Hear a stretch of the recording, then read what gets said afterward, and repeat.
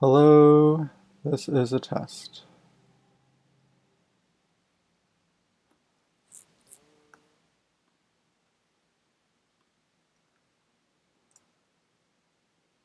Nice, it's working. Okay, so anything we need here?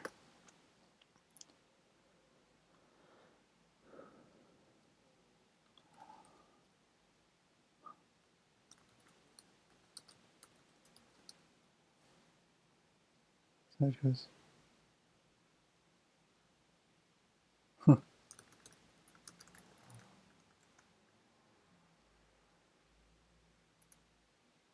Okay, so let's say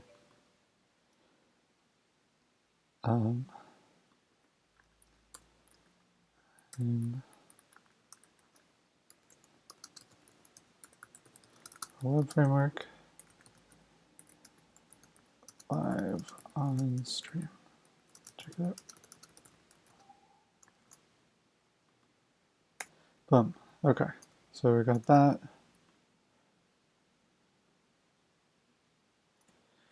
Do this.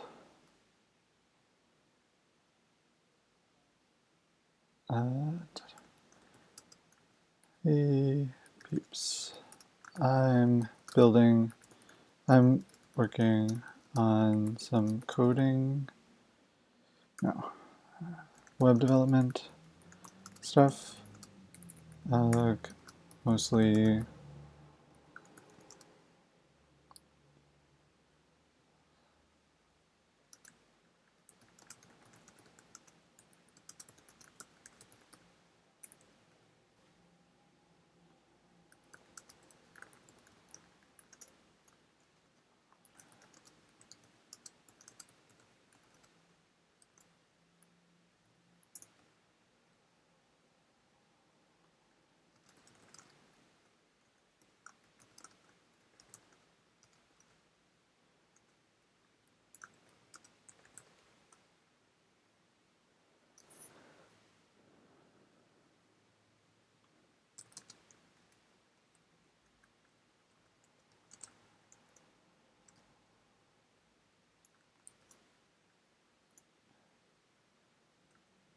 okay.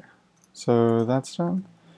So now I want to share it with a few more people. So watch people code.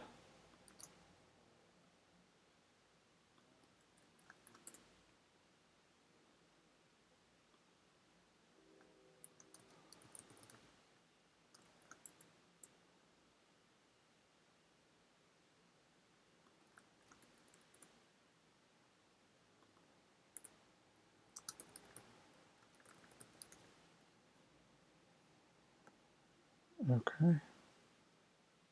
Submit.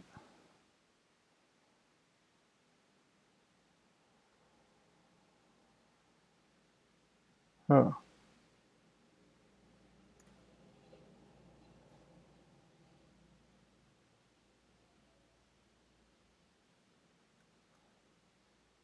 I don't know.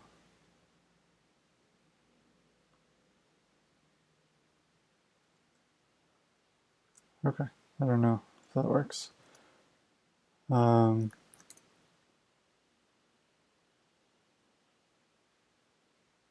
Okay, that's fine.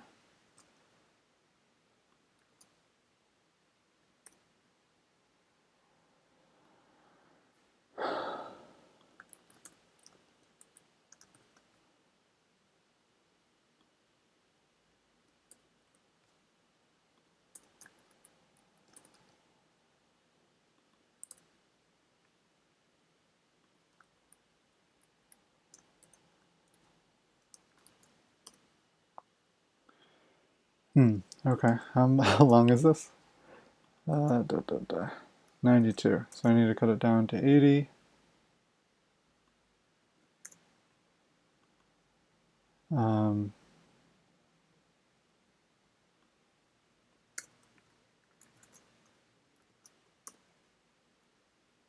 Awesome. Okay, and last one.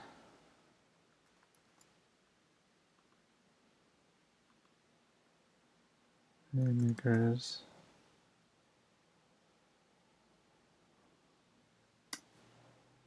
Okay, cool. And I will turn my live stream off. I'll close this. I will, yeah, that's good. Okay, so getting started with the plan. So the plan, we're going to do lots of documentation today, some brainstorming, some building. I did this stuff. I made the screens, shared the stream. I want to release the documentation for Remake next. So let's go to GitHub. And we're going to check out the Remake project and if I've even added it yet, because I'm not sure if I've added it. So we'll go to repositories and Remake. Hey, Merkles, glad to see you here. I'm building a web app framework, and I'm working on the documentation right now. If you want to see the preview page, it's at remakejs.com. Welcome to the stream. If there's anything you want to see, you can comment in the stream, and I'll see it, and I'll try to add it. So this is the framework I started building, but it's mostly just a web page right now. I have all the docs somewhere else, so I want to upload them here so that people can just check it out. So that's the first thing I'm going to do. Let's go to GitHub and find Remake.js. And we've got the README here. And we're just going to copy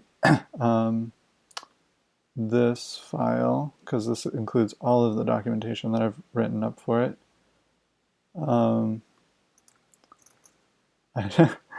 This is like a special markdown editor, and I don't know how to just get the markdown. I bet it's under view, right? Source code mode. There we go. So I'll paste that in here. And then we'll go to GitHub, switch to Remake.js, updated README, push that out. And now if we refresh this, we should have the full documentation. Okay, and I should actually mention that this is a work in progress. So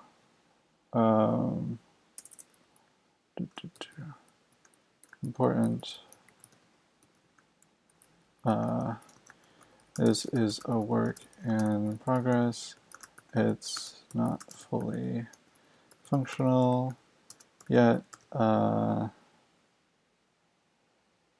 Yeah, we'll just say that. That's fine.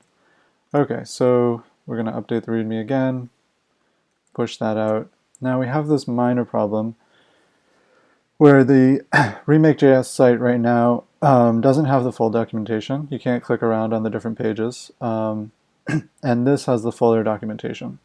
So what I want to do is I want to switch this site to redirect to the documentation. So I think I have this at Cloudflare. So I'm going to just redirect this domain so that it's pointing to the right spot.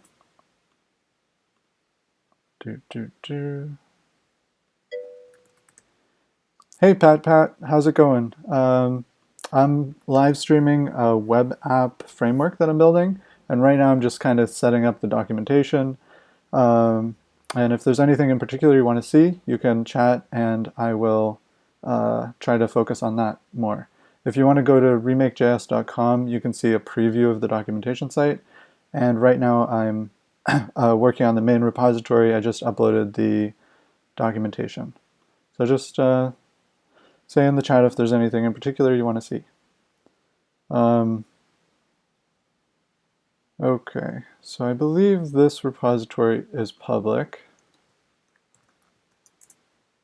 Oops. It should be public, I think. Yeah. So if you guys go to github.com/panfora/remake.js, you can see the documentation. Okay, so I'm going to redirect the main website to GitHub. So I think I have to do page rules, create page rule, and we're going to do remakejs.com star star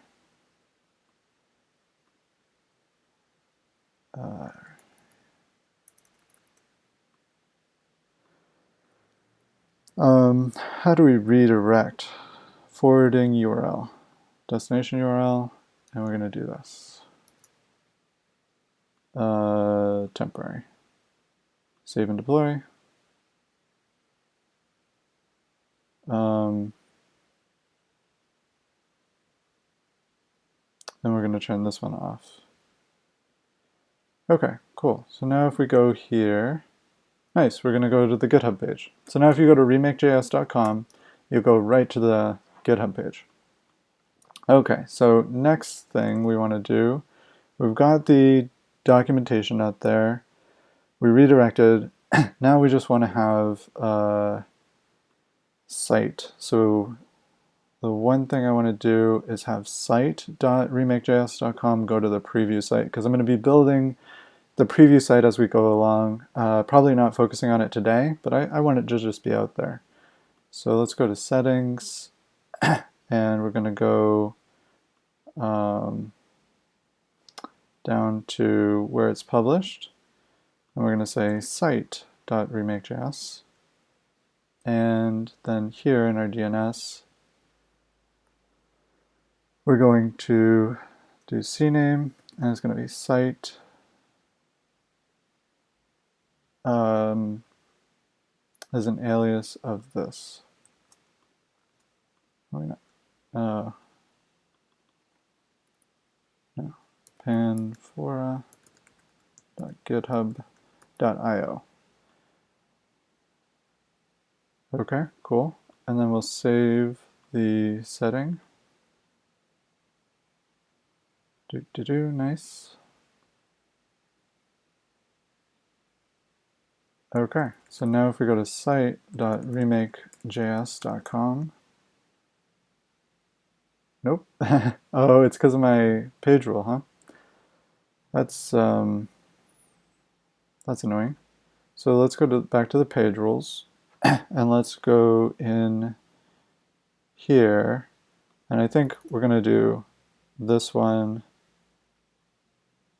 Oh, it already has. Okay, so we'll delete this one, and then we'll save this. Hey, Commander Root, I'm streaming about a framework I'm building, and I'm just getting started releasing the documentation. If you go to remakejs.com, you can see what I have so far. If you have any comments or you want to see anything in particular, let me know, and I'll try to stream that. Okay, so right now I'm just working on some page rules to forward the URL to the right place, so that remakejs.com goes to the documentation. And I ran into a minor issue because I was overwriting site.remakejs. So we're going to do this, and then forward URL, and then we're going to paste in GitHub, save and deploy, oh, temporary, save and deploy. I don't know how long these take. Okay, so site, nice. Now site, now site goes to this. So site goes to the preview site. If we go to www, that should redirect to the, oh, it redirects to the GitHub settings. Okay, yeah. So we'll correct that. Okay, so now we've got www.remakejs. That goes to the main repository with the documentation. Now we're just going to update the documentation really quick and point to the website. website in development at, and we'll just paste the link to remakejs.com. And I wish I would copy that. Oh yeah, site. We want site. Okay, cool. So if we push that out, update to README, and then we refresh this, we should, yeah, it probably takes a second. Oh, okay, got it. We need to pull first, and then push. Not sure what I pulled. Oh, because I changed the domain. That's fine. Okay, website in development at site.remakejs.com. Cool. So now we've got all the documentation we have so far out in the wild. This documentation isn't like 100% up to date, but it's mostly up to date, and it gives you a really, really good idea of what this framework does. It does a lot. It's mainly like 4 micro libraries. Not micro. It's like 4 separate libraries that can be used together to create a web application. And you pretty much don't need the idea is you pretty much don't need a code.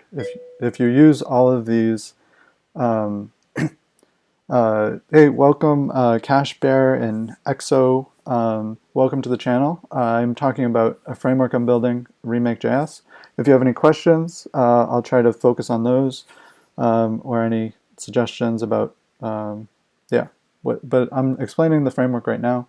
So the framework is basically like 4 separate libraries that you can use together to create a web app.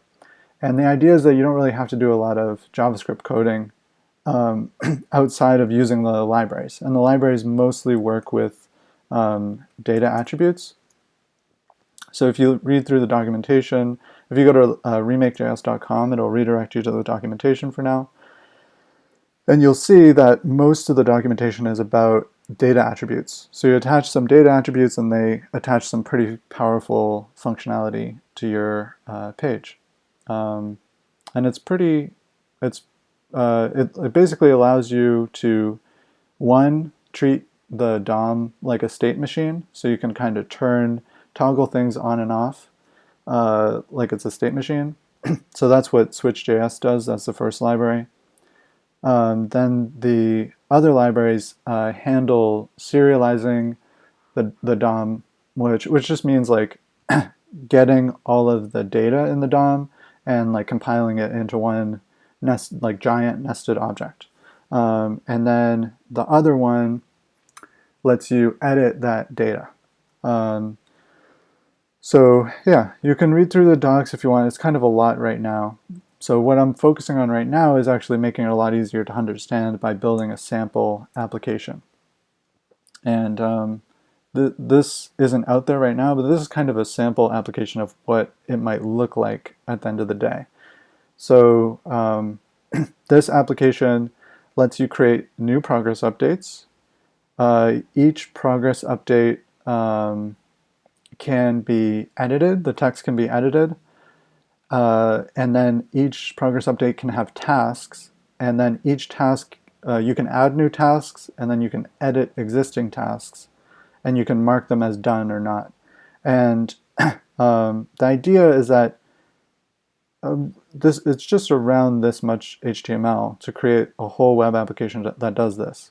Now this is without styling, of course. You're going to need to target some of these classes and add styles. But the basic idea is that this is all the HTML you would need to create an application that allows you to add tasks, add progress updates, edit tasks, edit progress updates. It doesn't have removing yet. But yeah, it's all these special attributes like data I edit, data W key text, data input, data I, that stands for input. All of these special things make the page editable. Data I new lets you create a new item. So we're going to get into that. Let's go back to our plan real quick, make sure we got everything down. So we put the markdown file on GitHub.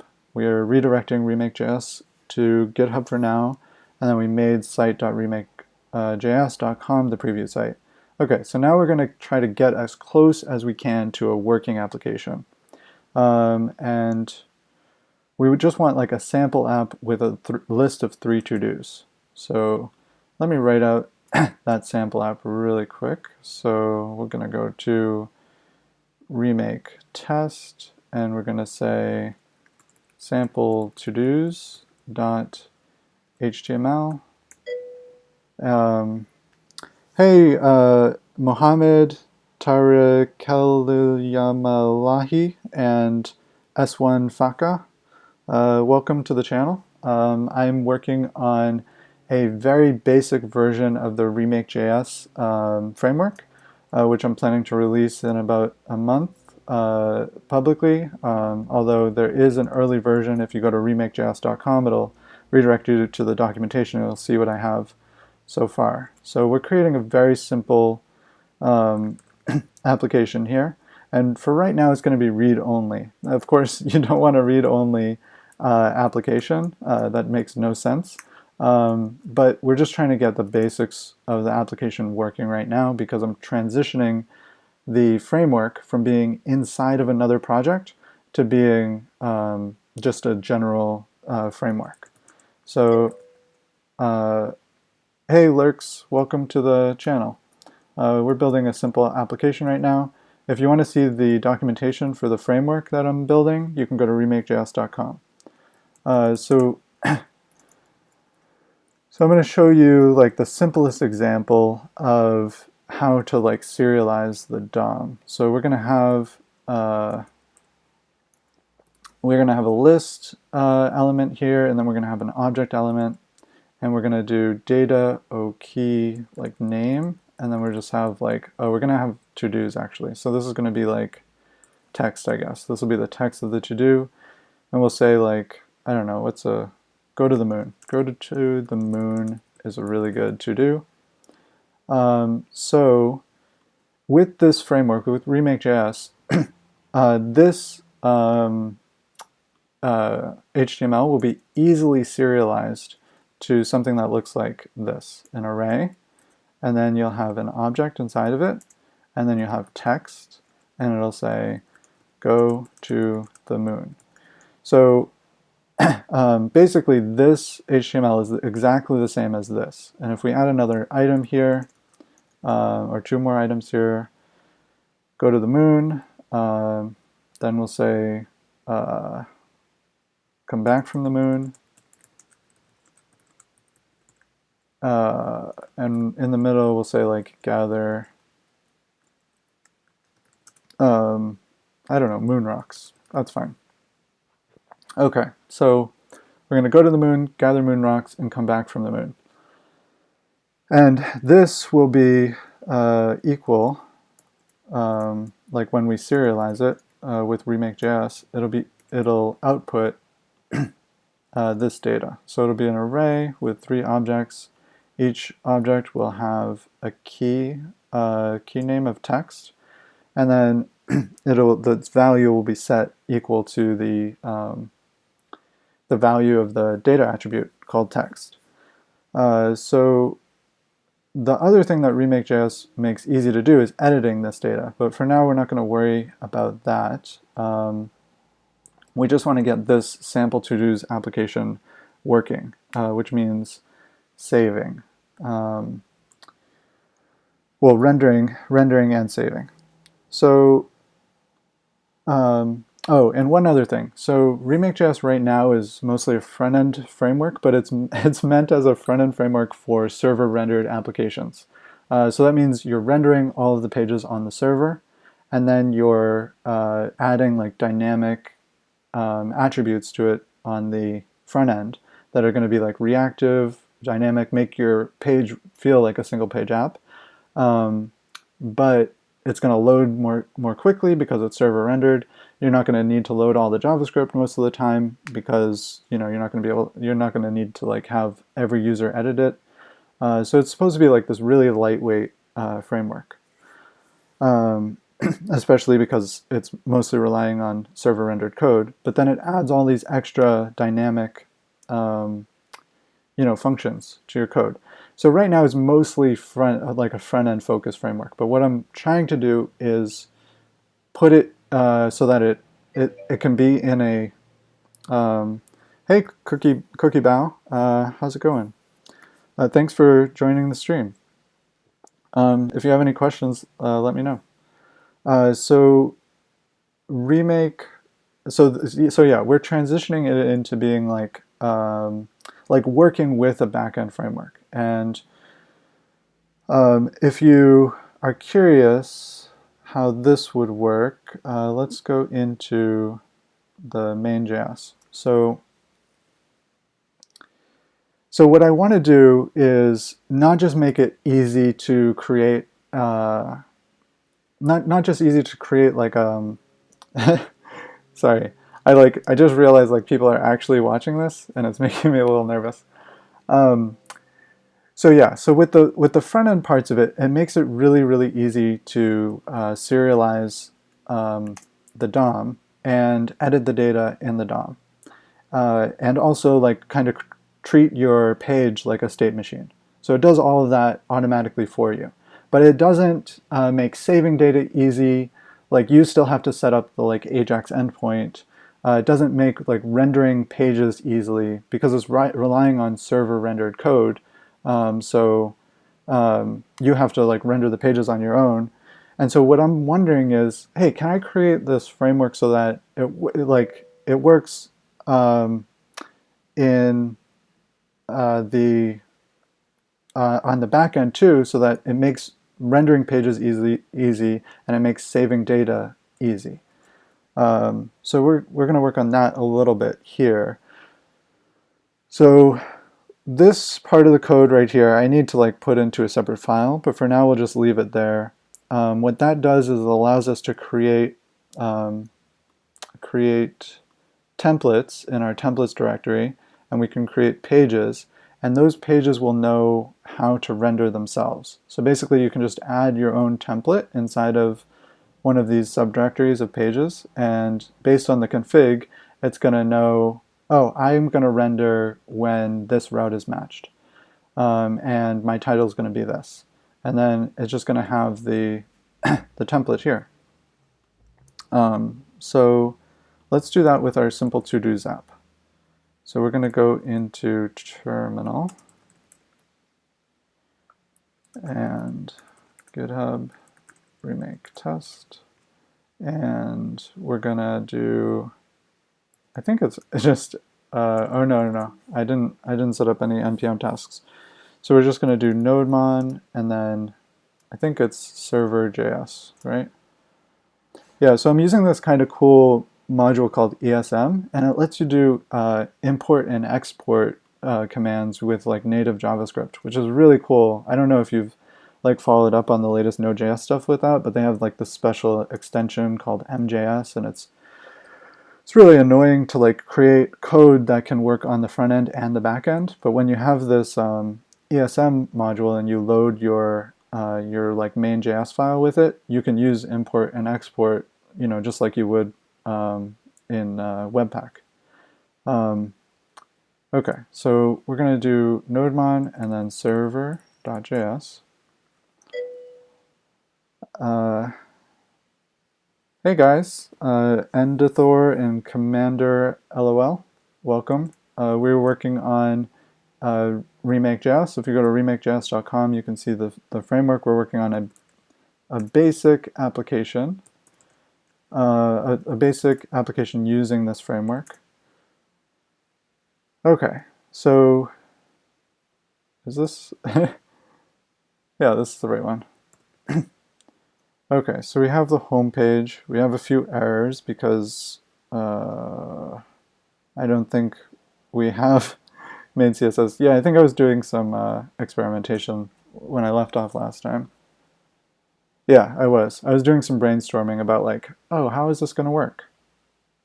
And this stream is definitely going to have some brainstorming in it, so definitely be prepared for that. because this framework is not finalized. And I could definitely use your guys' feedback too. If you have any feedback on how the framework could be better. I know some of it is a little bit confusing. Okay, so this is brainstorming. I'm gonna just take all of this stuff out and put it in a separate file for now because we just want to have our basic application working. So if we save this home page,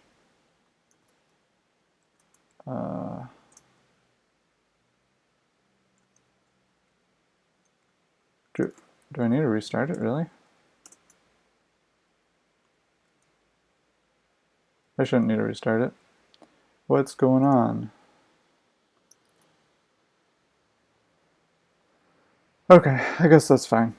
So we're going to go into partials, we're going to go into head, we're going to delete this, or we can just create the style sheet for now, I guess. So we'll go into public, and we'll create our style sheet, and we'll refresh. So now we've got a basic page working. And this page, like I was saying, knows how to render itself because it's in the pages directory and it has a config saying, hey, if the route matches just the slash, then render me. Okay, so we're going to say to-do list here. And then we're going to paste in our sample to-do app. And then that should be, I don't understand why this isn't re-rendering.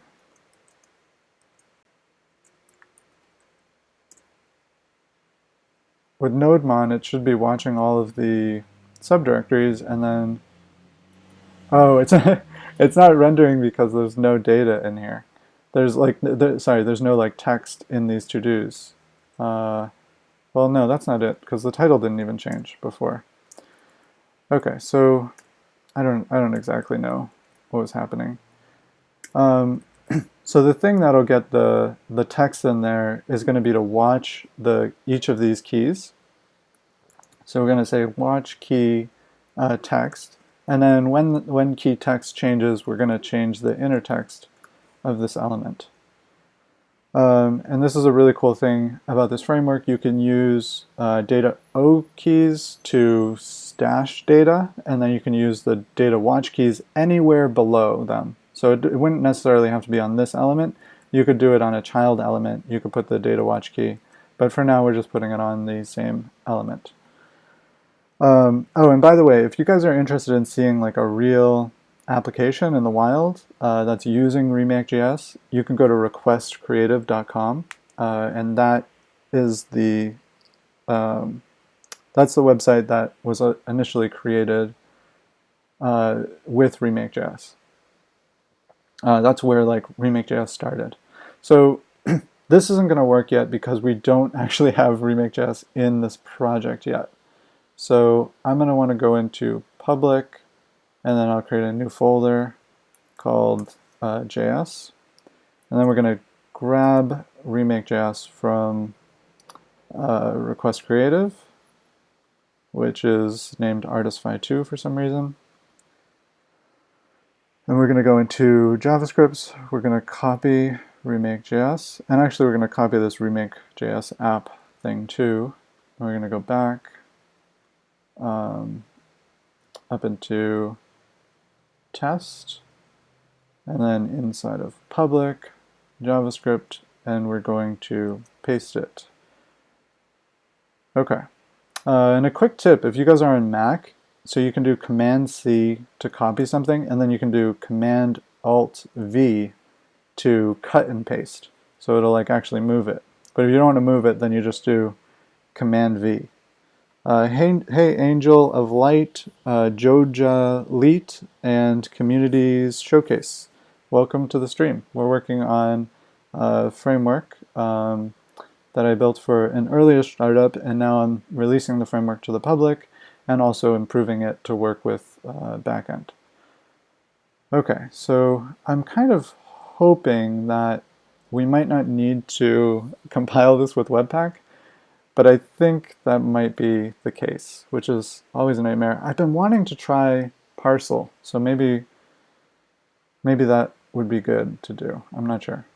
But yeah, let's just try this, see if it works. So we're just going to import this Remake.js app in our in here. So we'll do script source. Hey VNK, hey Dimken, welcome to the stream. Let me know if you have any questions. If you want to check out the documentation for the framework I'm working on, it's at remakejs.com. So we're going to do source, and we're going to do JS. No, just JS. Remake JS app JS. So I'm thinking we're going to run into some errors here. Yep. The first one. So yeah, I think it doesn't know what to do with an import. Is that true? I would have thought that by now. Oh, okay, yeah. I remember. So yeah, I was thinking like, yeah, by now like Chrome should totally have support for modules, but I think the way it works is you have to like define them on the page, like using module attributes. So I think we could either do that, which is not going to be compatible with older browsers, or we could use something like Parcel or Webpack. I'm kind of tempted to go with like the new way of defining modules because it's just maybe it'll be quicker and easier to get started. But I also want the framework and like all of the documentation to like work with best practices. So probably we'll use Parcel instead. I've heard Parcel's really easy. I've never used it before. Hopefully it's just as easy as everyone says it is, and it's going to be no configuration and I can just start working. But we're going to just see what happens. Okay, so we are going to npm install this.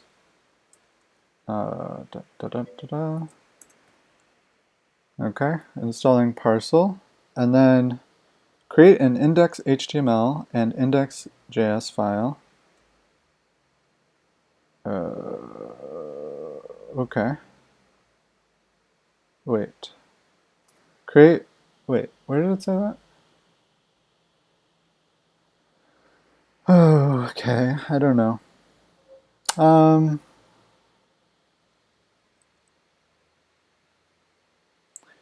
Yeah, so then how do I use it? How do I use Parcel with like Node or Express or whatever, like with a framework? Well, let's just try it. So we have Parcel almost installed. Okay, it's installed now. So then it says we should create an index.js file. So maybe here. Let's try it. Index.js. Hey, welcome Vlomoyo28. And sorry, I think I missed a couple of people. We're working on a framework called Remake.js. If you have any questions, let me know. If you go to remakejs.com, you can see the initial documentation for it. It's not it's not laid out in the best way. I'm sorry about that. But it's going to get a lot better. And I have a sample site for it too, also at site.remakejs.com. You can check it out there. I'm just trying to get Parcel working so that we can get Remake.js working. And if anyone has any advice about how to do this, that would be great, because I've heard it's super easy. I really don't want to use Webpack because I've used it in every other project I've used, and it's always a pain in the ass to set up. And I don't want this to be a live stream about setting up Webpack. I would prefer this to be a live stream about Remake.js. But we'll see what happens. So we have Parcel now, so we should be able to do Parcel, and then, well, wait, where is our index.js file? It's going to be in public. Okay, so we'll do Parcel public, index.js. Boom, it built. Okay, and we got a dist file, and it's got a bunch of stuff. Good. Okay, so let's try to import something from it. So index.js, and it's gonna, yeah, we'll just copy all this stuff over there.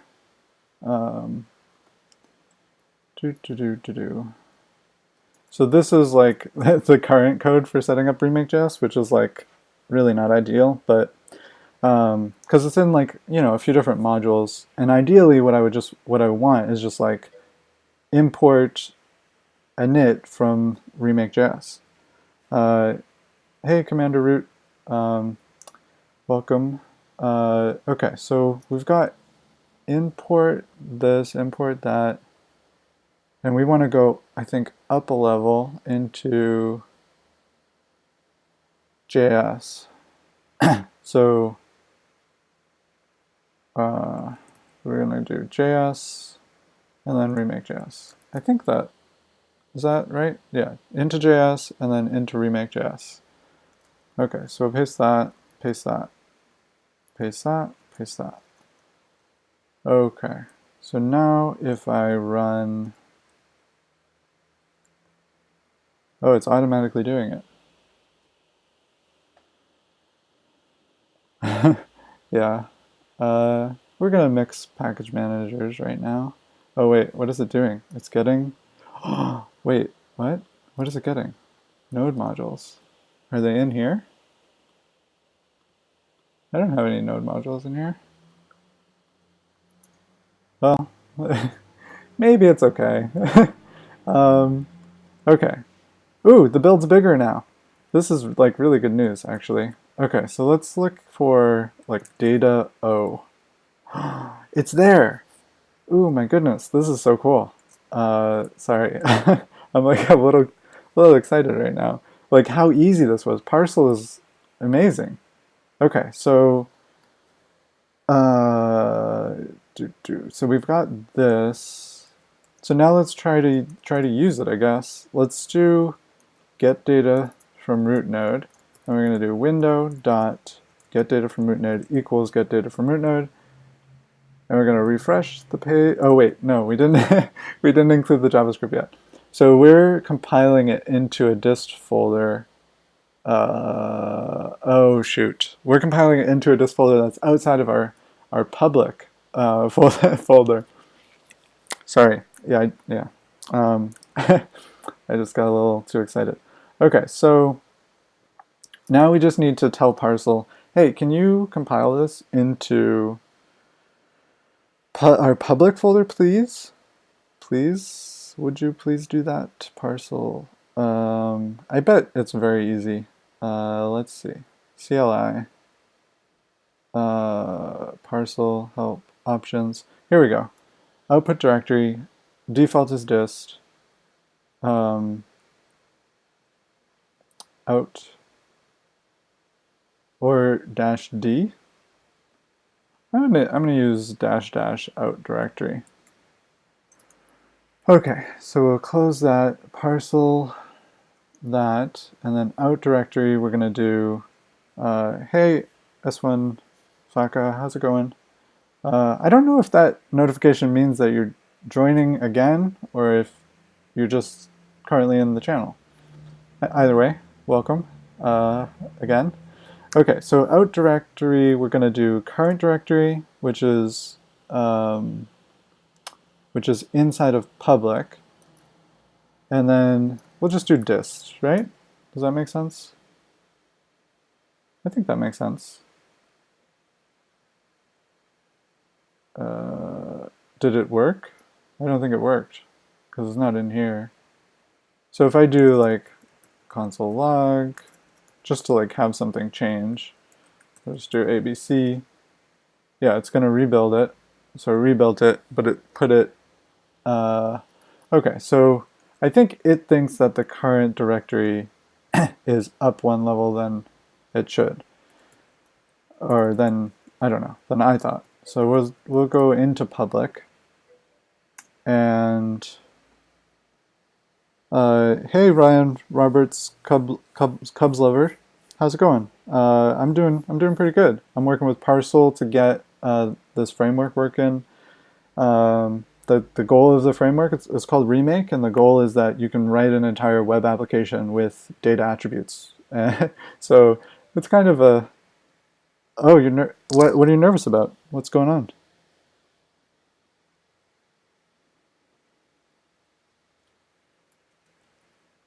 Um, so uh, is it like a job thing or a life thing or oh you're in college? CS is really hard. 3.3, that's good. That's like way more than passing. Uh, it's like a B plus or something. I didn't finish college. I dropped out my senior year. It was kind of tough.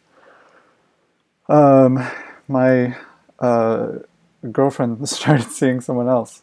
Yeah, it was a tough situation. So I think just stick with it. I kind of wish I would have finished. I know everyone says that, but I think it would have been a good idea. Uh, yeah, classes and objects. So are you like a freshman or a sophomore, or um, are you closer to the end? Okay, so we're gonna go into, so we need to include this index.js file. That's cool. So, I mean, do you want to be like a web developer, or are you planning on going into like hardware development, or do you want to focus on like software for hardware or integrated devices? Because you're undecided. Nice. That's awesome. That's really cool. Arduino and software. Yeah, I think that's like a huge field. That's going to be like really, really big, like building consumer devices, because all of that stuff is becoming uh, democratized, right? There's not like really a a gatekeeper anymore. Anyone can, create things. Yeah, you'll do fine, Ryan. You're gonna be fine.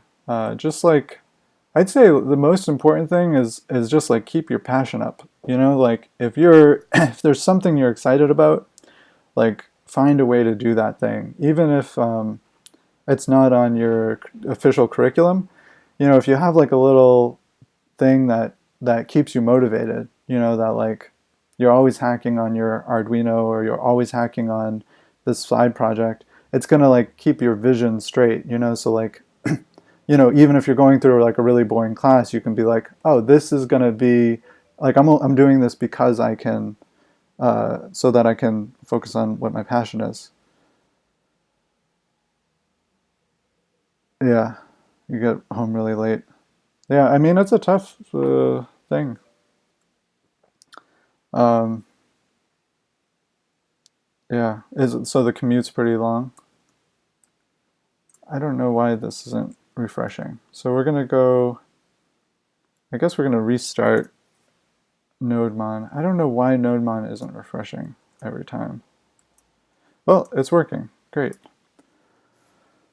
Um, you should definitely bring snacks. I have these like little like bags of trail mix that I get. I buy like 50 of them, and then I just put them in my backpack. And then when I get hungry, I can just eat one. And they're like $30 for like 50 of them. Um, yeah, data structures. I mean, you probably know more about data structures than I do. Honestly, I know about arrays and objects, and I'm mostly a JavaScript programmer, so that's really all I have to know. Um, yeah, I mean, I think it's just yeah, building up from simple. Once you get the concept, you get the code and it clicks.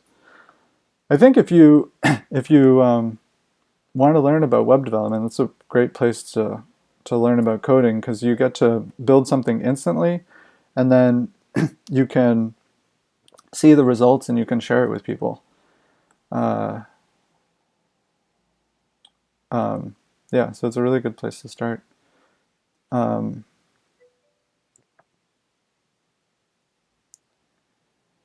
yeah, engineering engineering exams. Yeah, definitely. Engineering exams are really hard. I took a C++ course once at Tufts, um, and I got like burnt out from a single course because it's just super intense. Like the teachers really, really care about like the exact, like you being like super exact, which is cool because it like makes your mind disciplined. But it can be a lot to keep track of, especially when you're in multiple incredibly technical courses. That can be really tough. Uh, yeah. Um, okay, so let's try to get this working. So we've got ABC console logging, which is awesome. And we've got get data from root node on the window. So let's see what get data from root node can do for us. If we call this on document body, we're going to get an array with 3 objects. And that's exactly what I was saying earlier, if you're around at the beginning of the stream, is that um, if we create HTML like this, we're going to get we're going to get this result. So this is a very small part of what Remake JS allows you to do, but it's one of the most powerful foundational parts of it is allowing you to serialize the DOM basically. So if we look here, I mean it's the same thing as what I just showed you, right? It's just a div. Let me increase the size of this. So it's just a div with a type of list, and then sub items with types of object, and they each have a key of text equal to some text. And then they also have this data W attribute, which is a watch attribute, and the watch is going to watch the key that it's referencing. So in this case, it's going to watch text, and it's going to set the inner text of this item to whatever the O key is set to. So just so you guys know where some of these data attributes came from, data O stands for output. The O stands for output, and data W, the W stands for watch.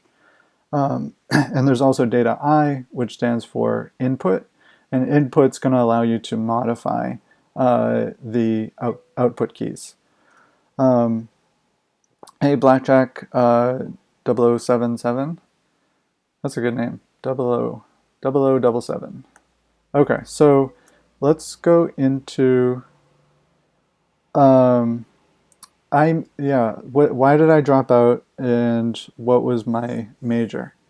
I was majoring in liberal arts. It was a really interesting program with a lot of like philosophy and math, and I really enjoyed it. But it got like progressively harder. It like went over like the whole history of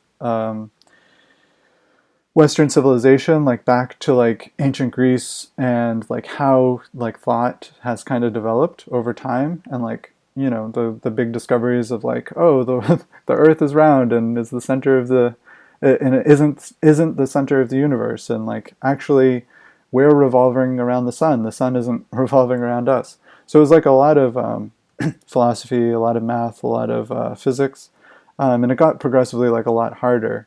And I didn't like have a lot of friends like later. Like all the friends I made freshman and sophomore year kind of left.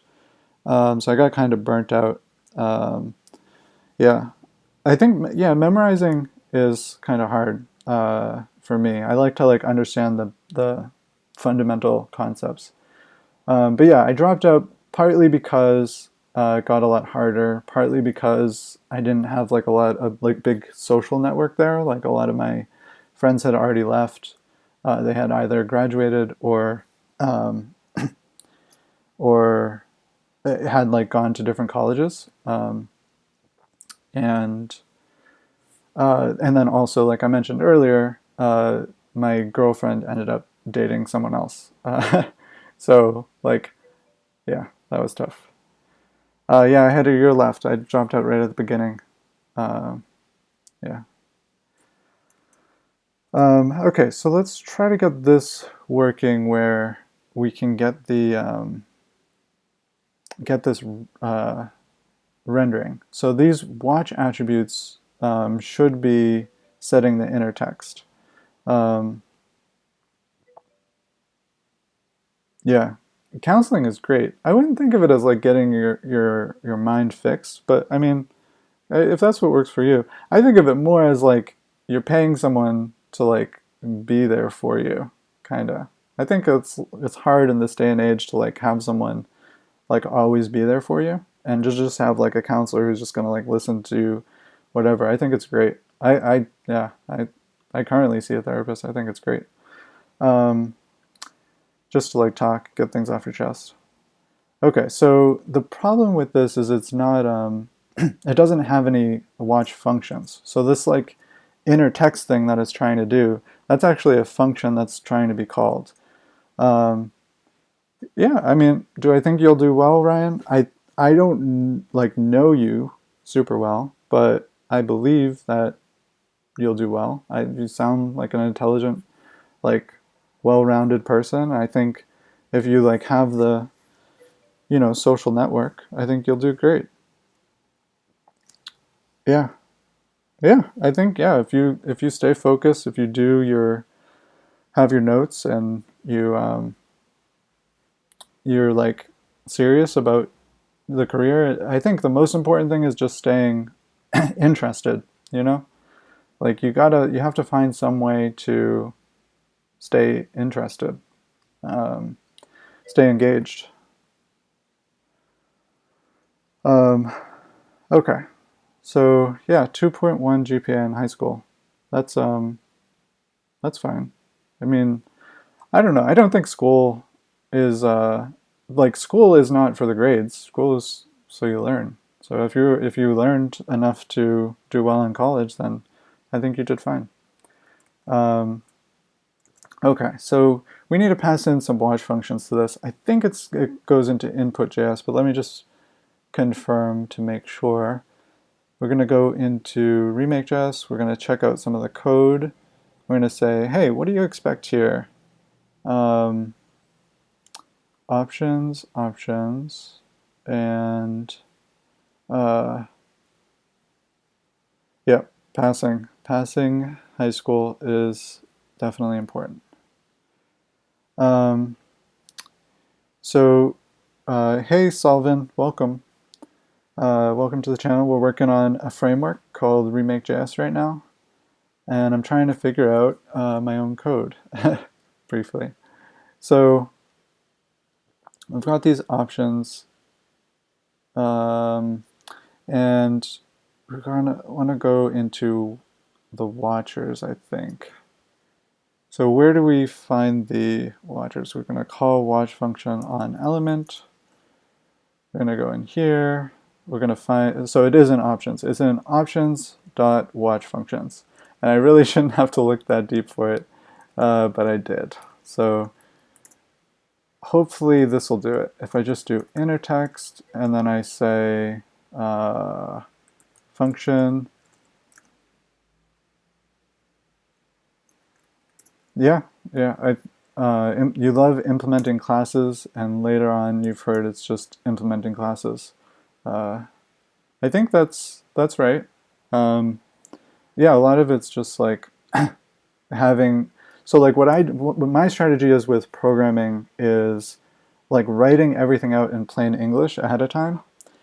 And as I've become more familiar with programming, that's gotten a lot easier because I've been like a lot more strict in my thinking. And so if I write everything out ahead of time, it helps. It helps so much. Um, and then I can just convert that writing into code. So these are all the properties we're going to get for our watch function. So we're just going to paste those in there. And all we really want is the watch element, and then we're going to set the inner text equal to the value. So let's see if this works. It didn't work. Oh no. Okay, let's see. Oh, maybe it did work. No, it didn't work. I don't know why the site just goes down, huh? That's weird. So we have this list thing. Oh, yep. Okay, I know why it's not working. Whew. Okay, so for anyone who's still there, let's go back through a little bit of like what the goal of Remake.js is. So Remake.js is a front-end web framework that's supposed to make like a static page very easy to modify, manipulate, edit the data on. And the idea is that you're rendering all of the pages on the server side, and then you're adding like special data attributes to make it dynamic on the front end. And so the idea is that you want to render the full page on the back end, so that things like Google can pick it up, and so that the page is just like really fast to load. One thing that I've run into a lot is being on a poor Remake.js is what I'm building. If you go to remakejs.com, you can see the documentation. It goes to this GitHub, and you can kind of see what it's all about. There's a preview site too at site.remakejs.com, and you can see kind of like what the full documentation is going to end up looking like. But it's not fully set up yet. Like with all the documentation. So this should be rendered with the inner text set already. So if we go to here, yeah, this is something I forgot. So this should be go to moon. This should be gather moon rocks in here, and then this should be come back from moon. And you might be wondering, well, what is the point of man, why isn't this restarting? This is so annoying. Oh my goodness, this is so annoying. Okay, so we'll just restart NodeMon. I don't know what to do. So I figured NodeMon should be restarting the server when any of the subdirectories, any of the files in the subdirectories change, but it's not. Okay, so you might be wondering, like, what's the point of these watch attributes if you have to set the inner text to start? Well, you don't actually have to set the inner text. You could run the watch attributes when the page loads. That would be fine. I've done that in the past. But if you care about like search engine optimization, I think Google is currently one of the only search engines that runs JavaScript. So like for other search engines or for other like parsers, they're not going to be able to render your page if it's built all in JavaScript. So you want to render the page, as it's going to look, and not have to rely on JavaScript. And then you can use the watch functions to update the page when the data changes. So that's the main point of the watch functions, is that when this data changes, so like say you edit this to have a double exclamation point, then this data in here is going to have a double exclamation point. And I'll show you how that will work.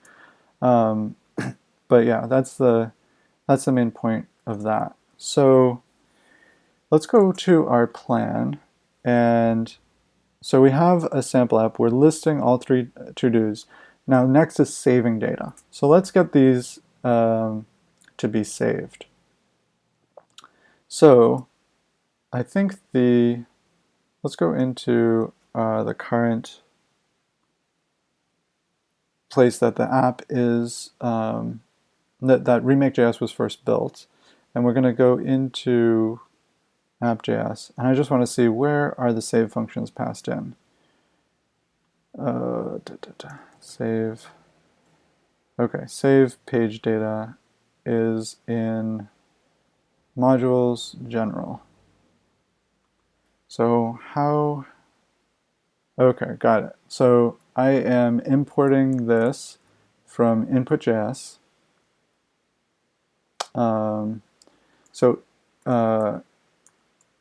yeah. So input.js handles all of the like modifying of data.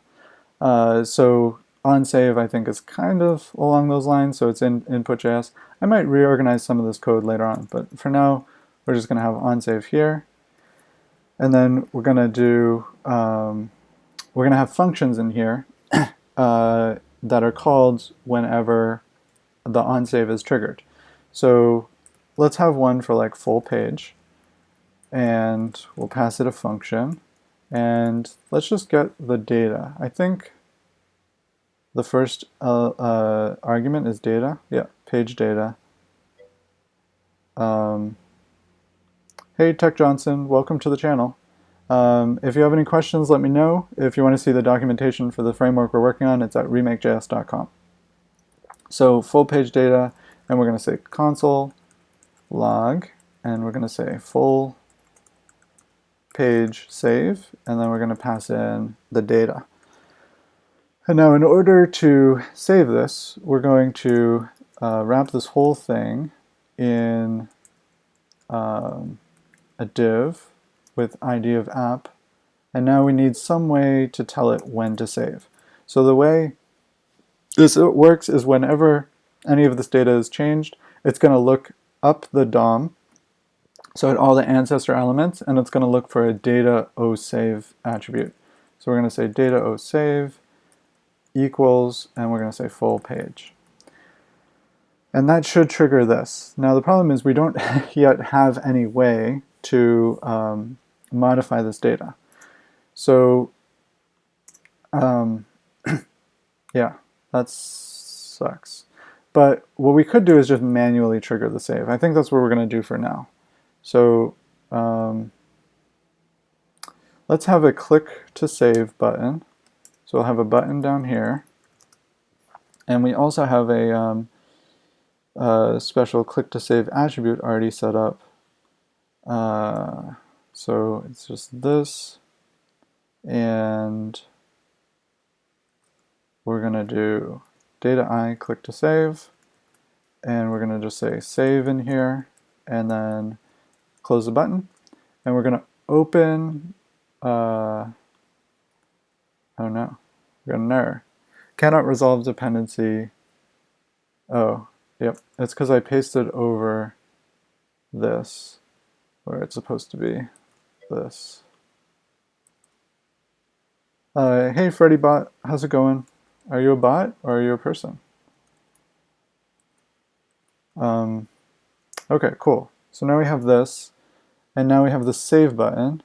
I guess we can test if it will work. Yeah, okay. It doesn't work. So this is the problem with transferring a framework out of another project into a new project, is that sometimes things don't work as expected, I guess. So let's see. I think this should work, right? Because let's go back into the click to save. And let's go into index, actually, and let's see.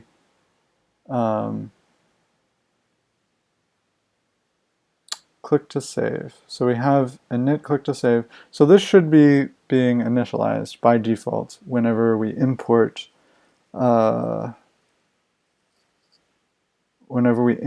import input.js. I'm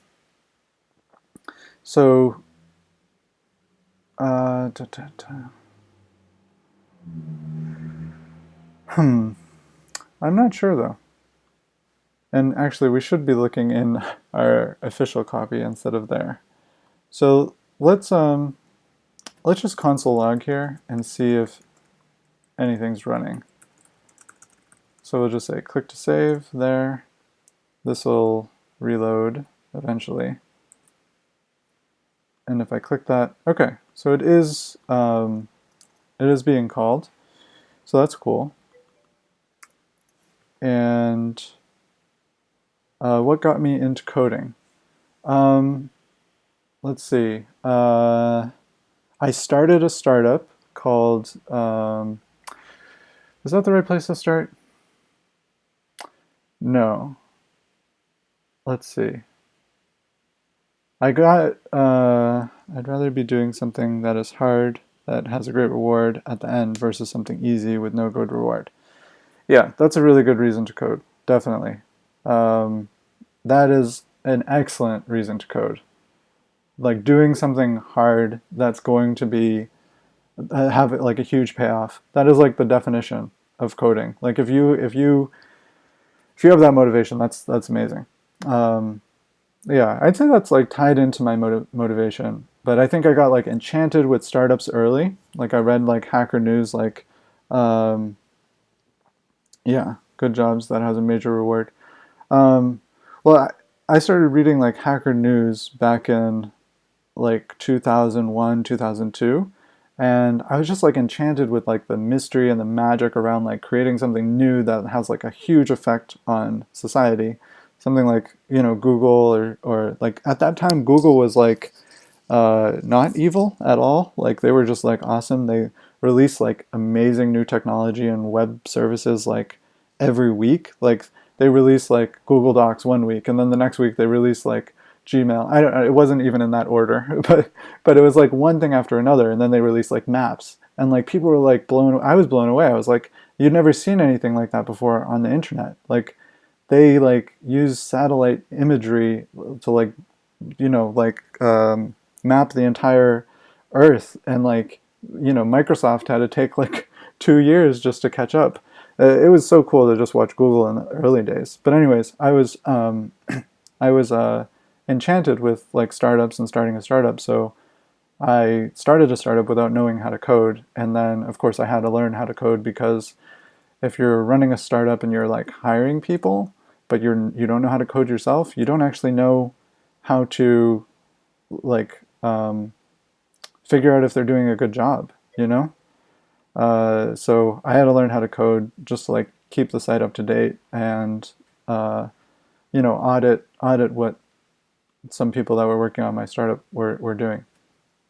Okay, so we figured out that this data I click to save is working.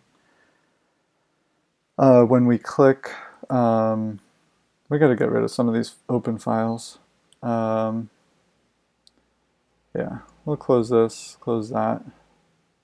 We'll keep that open, I guess. Well, we don't really need it. Okay. And then we've got this. This is our main index.js file. We don't really need that example anymore. We figured out this is working, so we're going to close that. And, or this is the same thing, but it's actually in our app, so we'll leave that. Oh, and this is, I should put this up somewhere. So, this is kind of like another overview of Remake. I don't know if it's going to be helpful to anyone, but maybe. Because I did this updated kind of description later on. So let's go into Remake. We'll go into the README, and I'll just add this to the README real quick. I'll just say at the top, I'll just say like note, I guess. Note. Additional explanation of Remake's goals. I guess that's fine for now.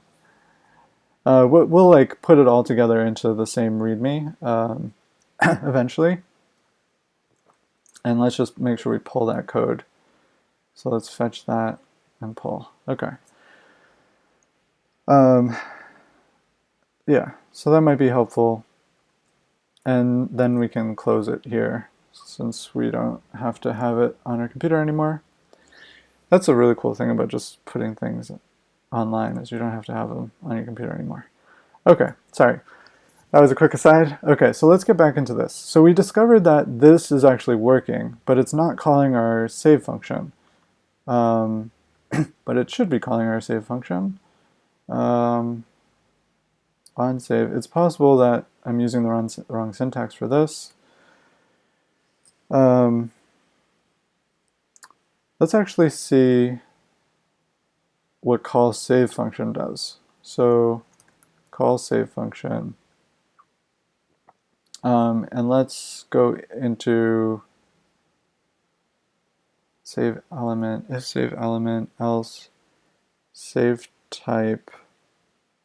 Sorry, this is probably a little bit boring. Oh, this is just the difference between save deep and regular save.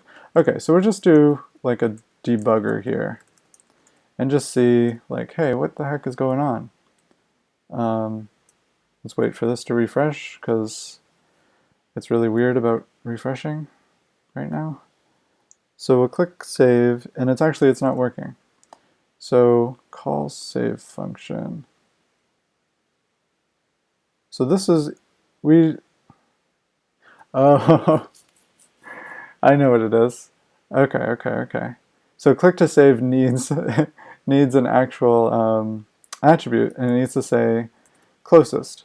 Okay, because I want it to be exact with like what this is doing.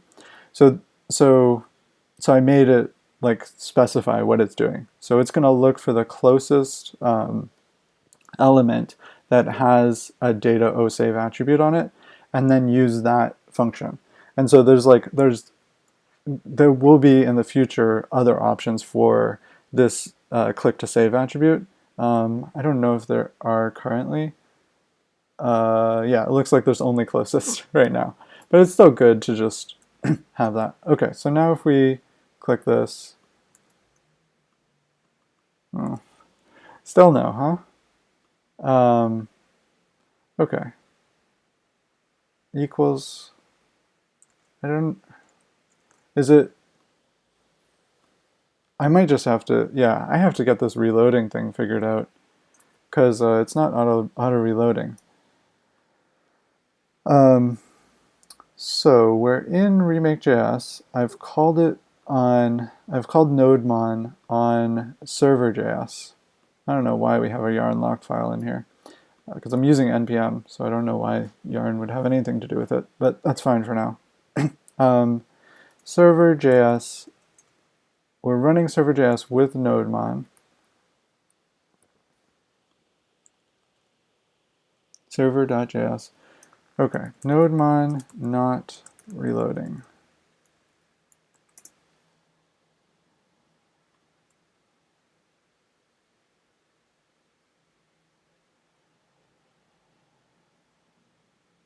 Oh, it watches only. Oh, interesting. Okay, so it watches only JS files. Okay, so NodeMon watch all. I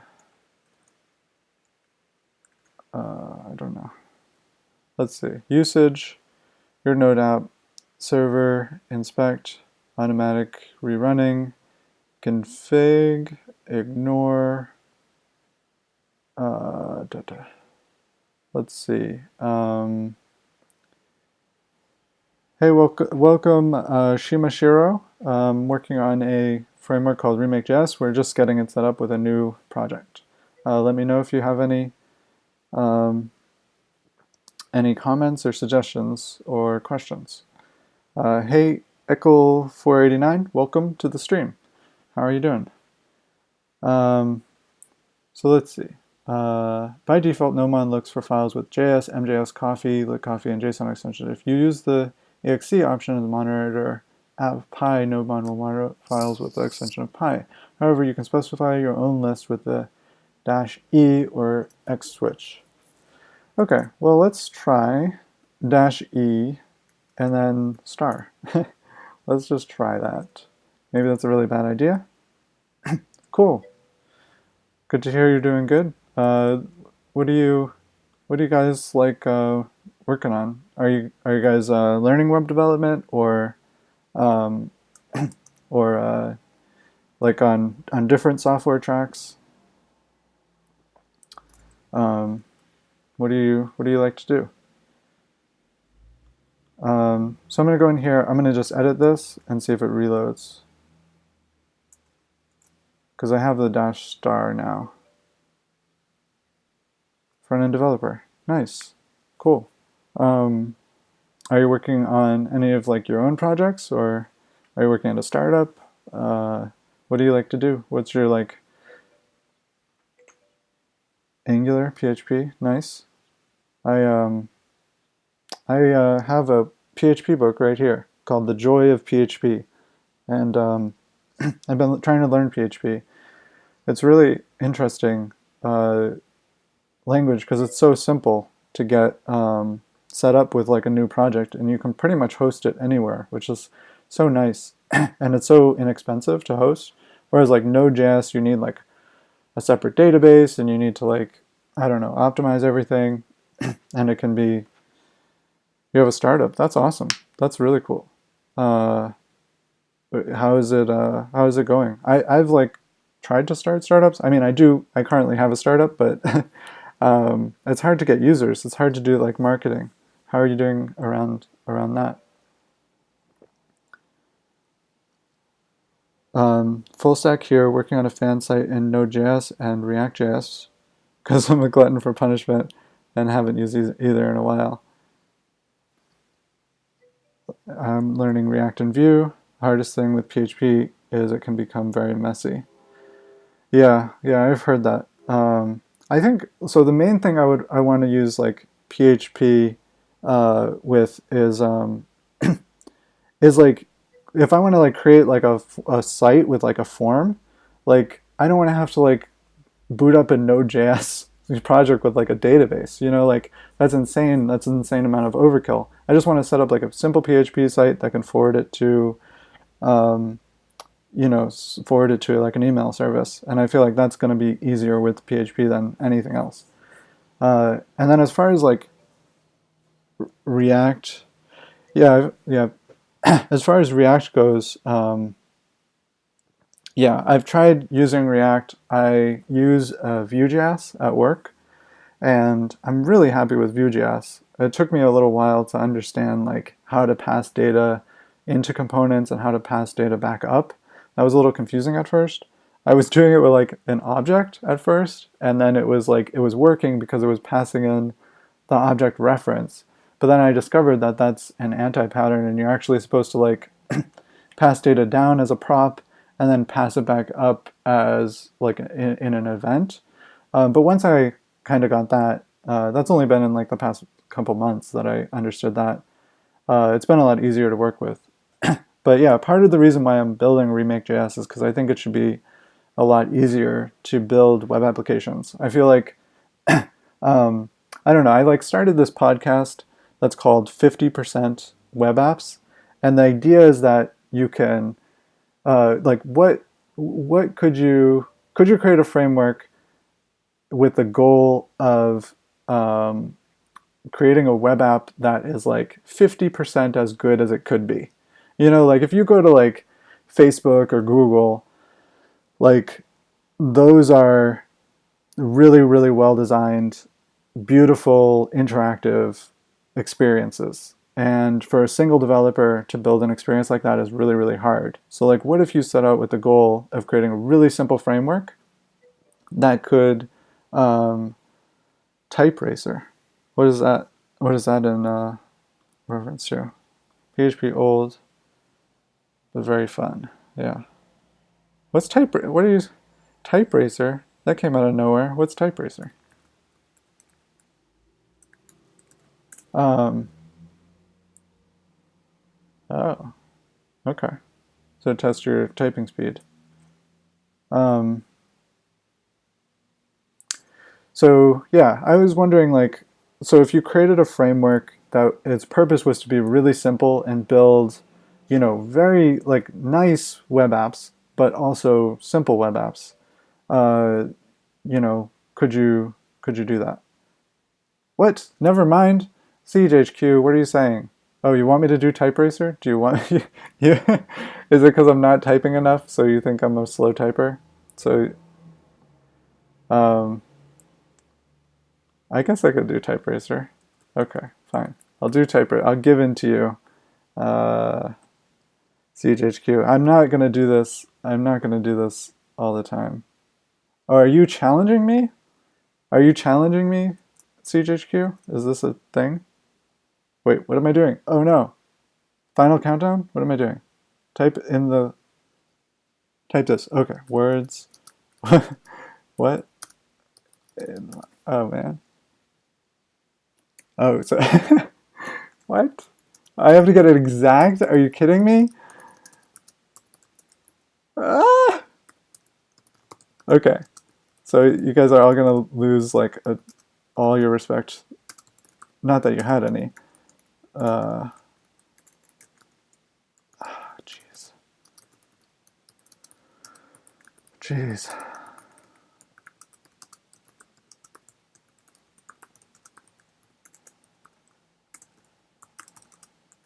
Okay, so as you can see, I'm not like the best. But I did have a very late start. Wait, did I get first place? I got first place, boom! I'm awesome. No, 36 words per minute is not good. Okay, let's do it again. Let's go. I got this. No, I'm not a good type. I'm not like a super fast typer, but I don't really think that's like necessary to be a programmer. Obviously, I wish I could think as fast as I type, but I can't. Even though I type very slowly, you know? I'm just a very slow, methodical thinker.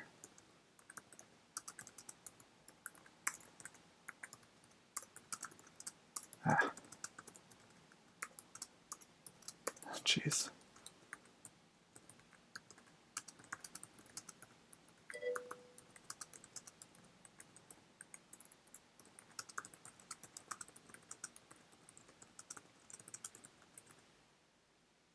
Boom. 56.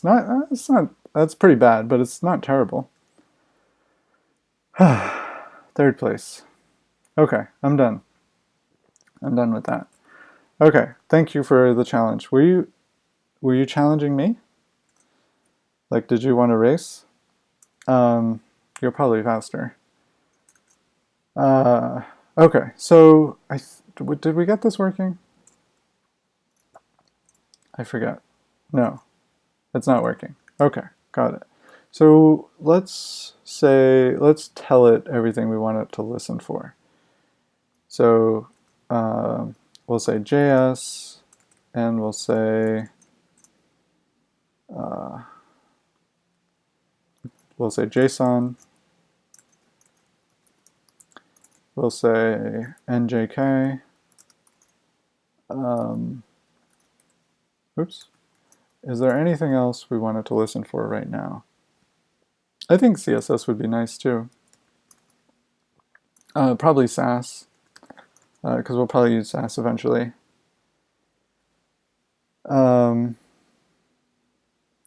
Was anyone impressed with my typing speed, or were you mostly embarrassed for me? I'm curious. Okay, so let's do this. Okay, so that reloaded. Let's change this to that. God damn it. Are you serious? Like, are you serious? Like, NodeMon, what's going on? Like, what is going on, NodeMon? Does anyone know how to solve this? What does watch mean?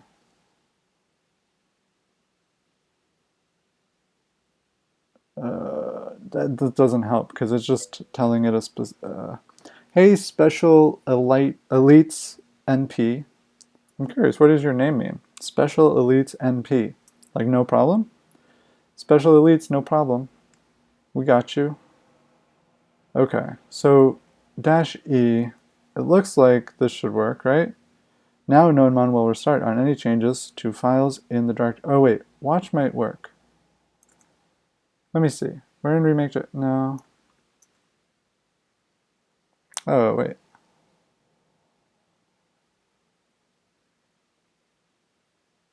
Oh. Oh. Elite. Oh, Elite Sniper. Elite Sniper. Cool, we got a bunch of people in here. This is awesome. Let's see.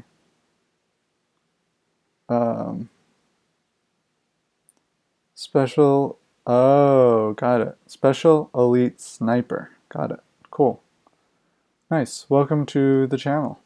If you want to check out what I'm working on, you can go to remakejs.com and that'll show you the README. It's a bit long, but if you just kind of look at the high-level overview, it'll give you a good idea. And then there's also this additional explanation here,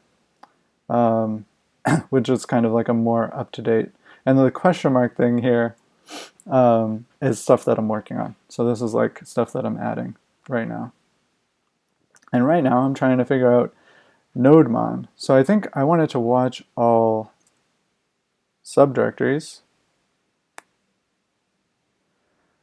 But I'm not sure if it does that by default. I thought it did. Subdirectories.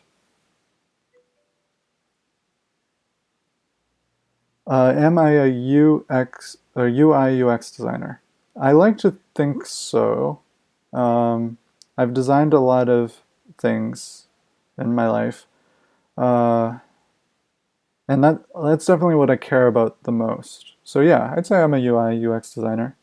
But I also have been getting more into backend and like deep into like front-end programming. But yeah, I'd say that's where my passion is. Definitely. Okay. Man.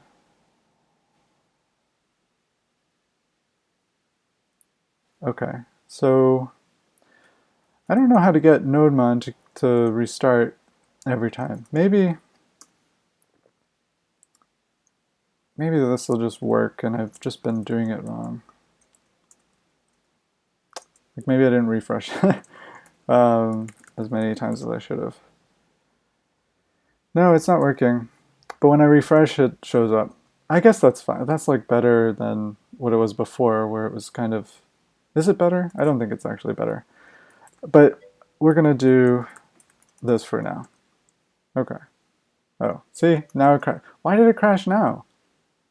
It comes back. PM2. Okay. I've used PM2 before. Let's see. Do I just do server.js? Oh yeah, I don't have it yet. Okay. Install PM2. Okay, cool. I think you have to pass it a wash command, right?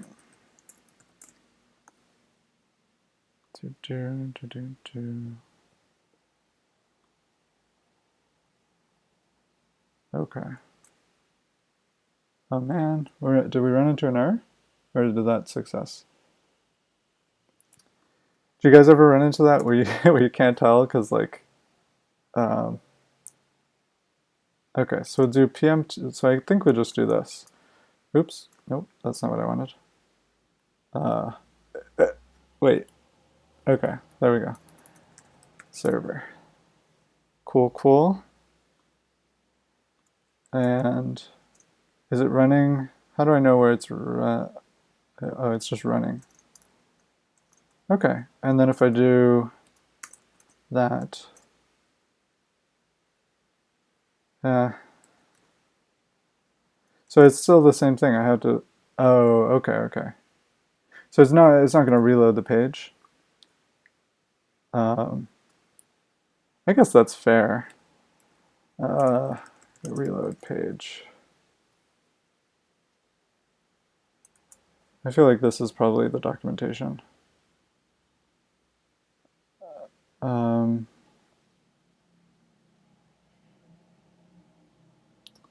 Watch options. Huh. Do you know if you can get it to reload the page? I guess, I don't know, maybe there's something else I can do to make it reload the page. Like a browser extension or something that'll handle that part of it. But I guess this is fine. I'm fine with just refreshing every time, you know, like as long as it's not crashing. Oh, there was an ad? What? There was an ad on my channel? I don't want ads on my channel. What was the ad about? Is it from like a plugin that I'm using? There was an ad.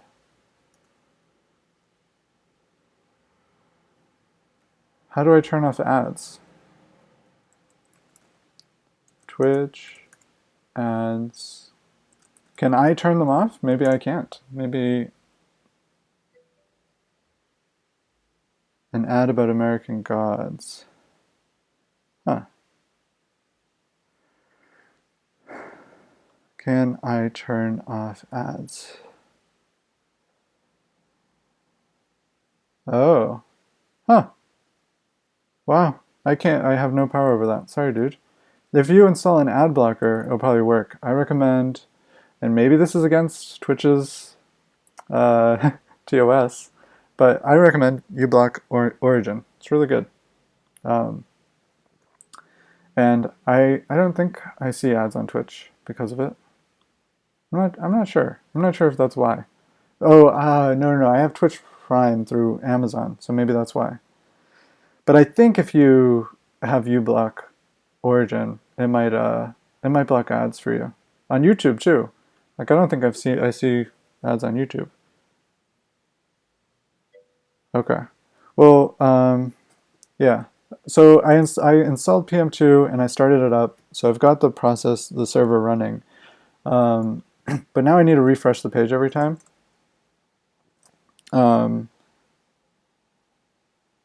Yeah. Oh man, Webpack. I hate Webpack. Like the whole reason I'm building this framework is because I hate Webpack and all of the front end ecosystem. Not that like I'll use it. Like if I'm working on like a multi-person project, I understand. You need to have good practices. You need to be using modern ES6 code, all that. But yeah, I don't know. It's you know what? I'm using Parcel, so I bet this has a reload thing. I don't know. You know what? I'm fine with PM2 for now, and I'll just refresh because it was crashing before, like every time I made a change, and now it's not going to do that. So, like if I just do that, no, it is. It's yeah, not crashing, but just like showing a 404. It's so annoying. I'm just yeah. Okay, so let's look at Parcel. Maybe Parcel has it. Parcel auto reload. Hot module replacement. Man. Reload browser on file change. I bet there's like a hacky way to do this. I bet there is.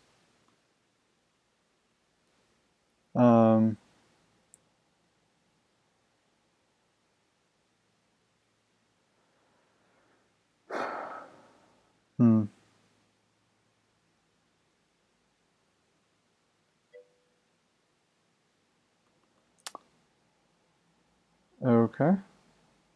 Maybe we'll try this. Just for now. Just like not in production, but let's just try it for now. So we'll go into here, and what does it say? In your head? I guess we'll put it in our head. Probably doesn't matter if it's in our head, but we'll put it in there. Let's see. I don't think this is going to work out actually. But let's try it. Okay, so we've got this, and we're going to, where is our index? So we're going to change this, save it. Where's my auto reload? Oh, there it is. Nice. Did you guys see that? That's awesome. I thought it might interfere with like everything else. Okay, so yeah, that's pretty simple. I'm gonna just go with that. I just put a script on my page that I have no idea like where it's from, but it seems legit, right? Livejs.com, like that seems legit. Okay, so let's get back to coding. So we have this data I click to save thing, and it's going to look for the closest data osave attribute, which is going to be on this app div, and then it's going to call this function, full page. So let's refresh, click save. Debugger. That's awesome. We got as far as the debugger. So that is, where did I put the debugger?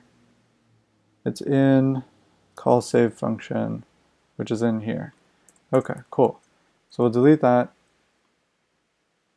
Oh, man, I hate getting 404s. Okay, so we got that. So we'll click save again. Come on, dude, work. So what I'm expecting it to do is call this full page function, because I'm passing that in to the onSave, which is imported from input.js, and it should console log full page save with the data. But it's not. So I guess what we're going to do is we'll put this debugger back here. I thought maybe since it reached the debugger that maybe there wasn't a problem, but let's see what it's trying to do. So we're inside of call save function, and we have the element the data was synced into. Okay, so that's the save button. And then we have the target element, and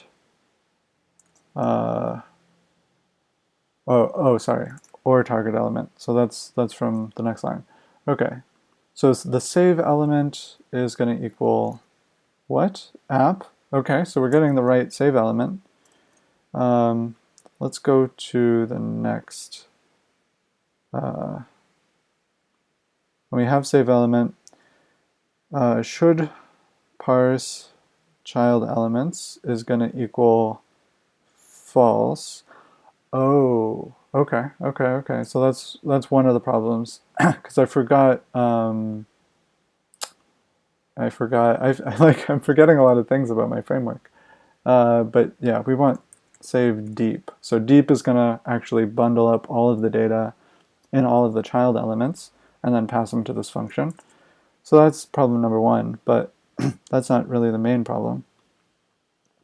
So let's see. We've got save type, full page, and then namespace functions. So let's see. Namespaced functions. Let's see what that equals. Oh. Object. That's weird. So that shouldn't, that's getting converted to a string, but it shouldn't be. And that's the main problem that's happening here. So we're passing in on save. And so let's console log save type and save function here. And we're going to refresh, and we're going to see, hey Trimes, hey it's Vodo, and hey Demon Rage 20. How's it going? So we're debugging this page right now. We're trying to get it to save with Remake.js. Sorry about that. I had to take a sip. My throat was getting dry. So yeah, Remake.js is this framework that I'm working on. If you go to remakejs.com, you can see all the documentation. I recommend just checking out the overview if you're curious. Okay, so we have this. We're getting the string, so that should be fine. And let's do window namespace functions equals namespace functions. We'll save that. We'll reload, and we'll see what this is equal to. So it's not right. It's It's very, very weird. Because we're getting the string, right? We're getting, oh wait, shoot, we're not. We're not. I just realized for the first one, for save type, we're getting the entire object. And then we're not getting a save function. So that's the problem. That's what's going on here. And that's why the object is being, it's like being converted into a string, is because we're trying to use it here. So I guess I forgot how to pass these in. So we're going to say on save. Oh, save type and save function. Okay, got it, got it, got it. So what we want to do instead of, let's remove this debugger. So yeah, I forgot how I set this up. So like Vue.js would do this, right? Where you pass in like a full object with like a bunch of event functions or like computed properties. But I decided to be unique, and I think this is the way I organized it. So you pass in like a single function at a time. And then, yeah, I think you put the function afterwards, like here. Which is fine. I don't know. I'm kind of fine with that, at least for now. Okay, so let's refresh here. And now click save. Boom, we've got full page save, right? This is awesome. Let's get rid of this ABC thing. We don't need ABC. Okay, so this is big news. So we've got the kind of the initial first version of a Remake.js application working. It's very preliminary, but just so you guys know, the whole framework is already built out. I'm just trying to get it to, work with a new, like simple web app. So right now, we're able to save this data. When we click save, it's getting all of the data on the page. So if we go back into our where is it? Actually, you know what? I think this live.js thing isn't really doing anything for us, so we're just going to delete that. So,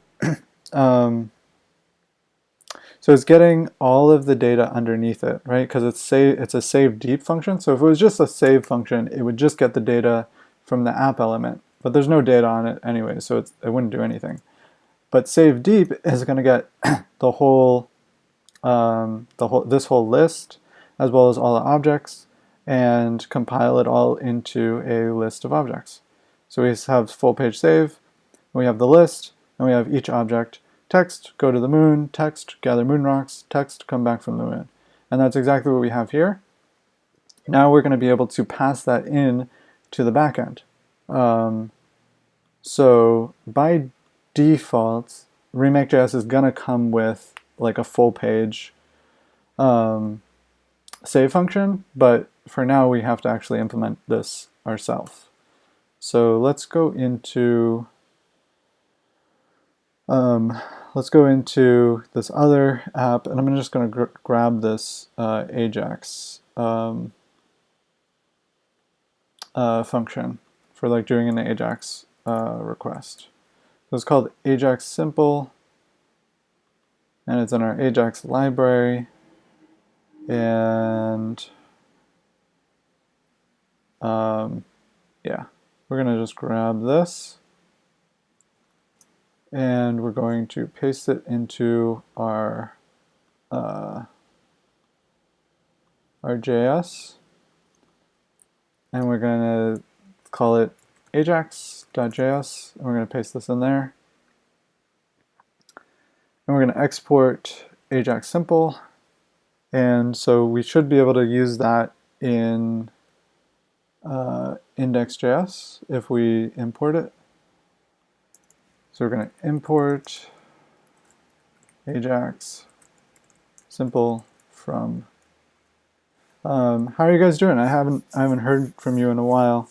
Are you guys working on your own stuff while you're watching, or are you just chilling? What's going on? Do I have anyone in the channel? So we'll go into JS, and then we'll go into Ajax. And let's just console log this Ajax simple and see what's up. So we refresh. We've got a function, so it's working. So now we're going to send data into the backend. Hey guys. I was just wondering what you were working on, Solvin, and yeah, what you were up to. So we're going to do Ajax simple, and we're going to pass in a URL, a method, data, and a callback. So the URL is going to be, I'll just say like save data, /save data, that's fine. The method is going to be post. And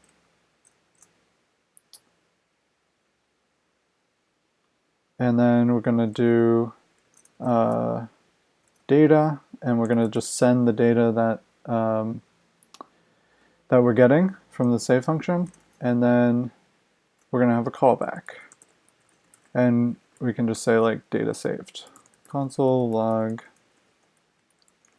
data saved.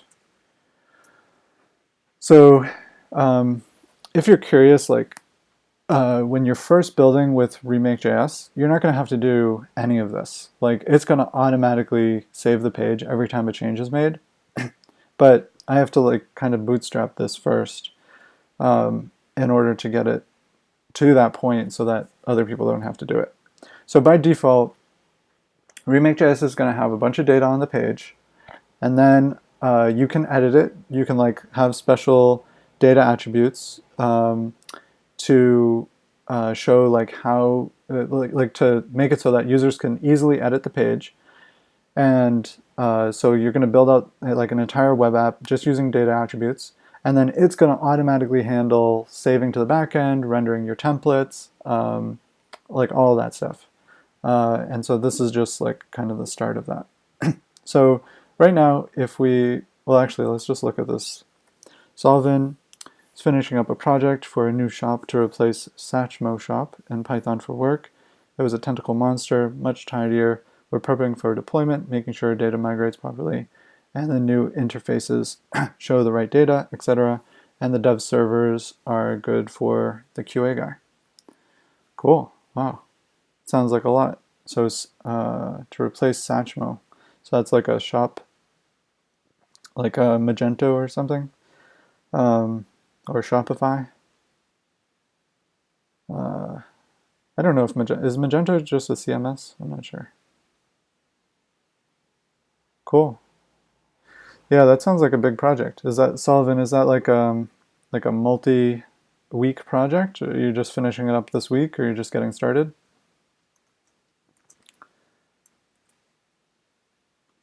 Okay, so yeah, if we save this here, we're going to get a 404 because we haven't built out the generic t-shirt shop from ages ago. Is it for your, it's for your company, right?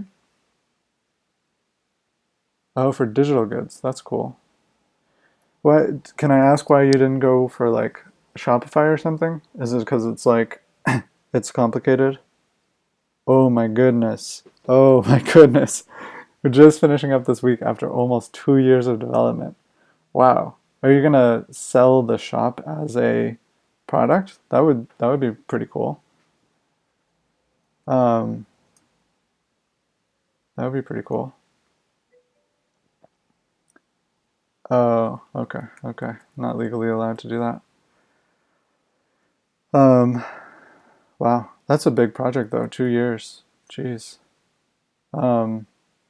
Yeah, I have a few projects like that, but it's like there's so much uncertainty. Like when you're when you're a year into it or a year and a half into it, isn't there just like it feels so overwhelming? Like you're just like, is this ever gonna get out? Is it ever gonna be finished? Is it gonna get like canceled? Is like something gonna go wrong?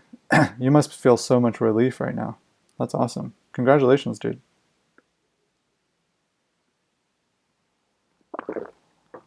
Okay. So let's fix this 404. So demotivated. Demotivated right now when you're about to release it? Is it because of gulp? Yeah. Sorry. Should I mute? I should probably mute when I'm drinking water, huh? Um, uh, yeah. Are you demotivated because it's like finally this weight is off of you and you're just feeling exhausted? I'm curious about that because like sometimes I intentionally don't finish projects. I think because it's just taking so long. Yeah, I get that. Well, I hope that it gets easier. Are you gonna keep working on it like over the next few years? Is it like a long-term project? Okay, so let's work on a back-end route to get this save data working. Um, so we have our main JS here. We already have this give data thing.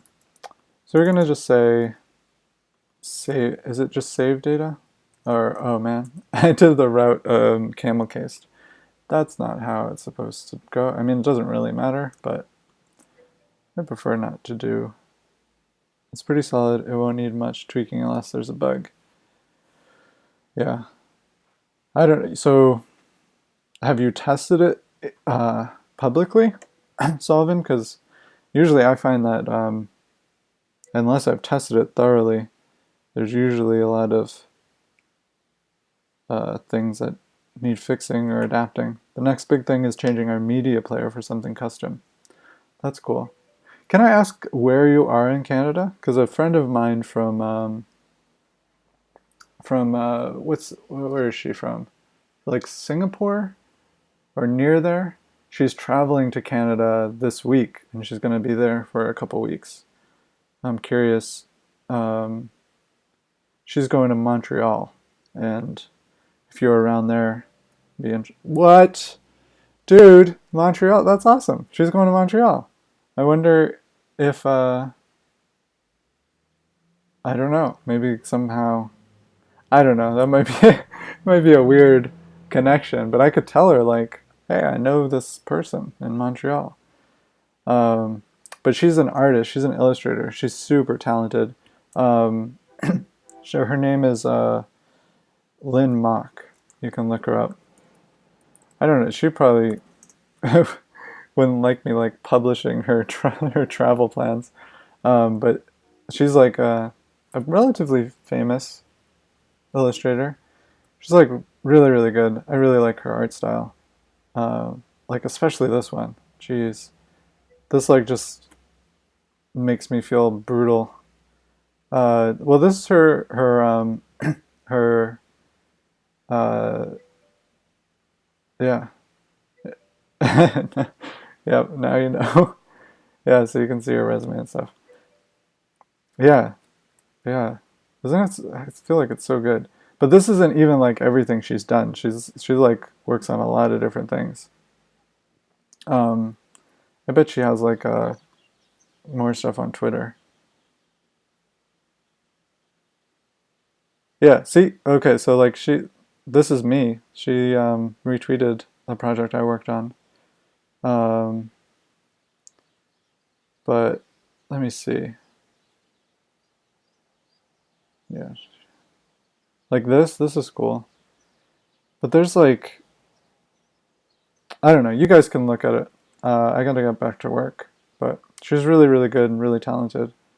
If you know of any like, so she's going with her husband, um, and they're visiting like a bunch of like artistic and like she wants to get into like animation and stuff. So if you guys know any like artists, animations, or like things she should check out, let me know and I'll pass it along and maybe I don't know. If you want to like take her on a tour or something with her husband, but I don't know. I've only just met you guys, so I'm not gonna ask you to do that. But yeah, that's pretty cool coincidence. Montreal. That's awesome. Um, okay, so Okay, now we've got the save dash data. We've made so much progress in the last 10 minutes. We've changed it from camel case to dash case. Okay, so save data. We've got this post endpoint. Let's just respond with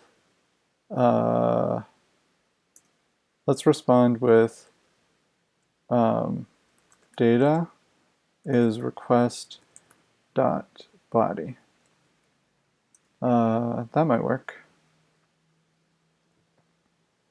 Oh, nice. You're going to be playing tour guide for your little brother who's finally moving. That's awesome. Well, if you, I don't know, maybe we could set something up. You can direct message me on twitter.com/Panphora. I mean, no pressure at all if this is not something you want to do. But I could mention it to her or something. I could be like, hey, like you could just like plan a a tour guide session with your brother for whatever date you want in the next 2 weeks, and then I could tell her, you know, hey, this guy's doing a tour a tour on this date at this time if you want to go, and then just leave that open. But whatever you want, it's not like a super important thing or whatever. So let me see. Can I allow direct messages? How do I turn on direct messages on Twitter? Man, turn on direct messages, Twitter.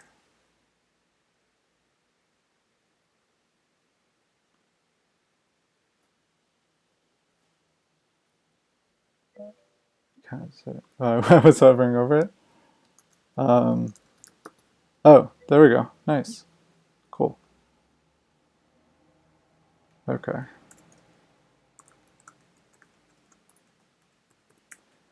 Do. Yeah, I have a lot of Twitter accounts. That's embarrassing. Okay, cool. Nice. Oh, it didn't save. What? What is this bullshit? Honestly, I just did this.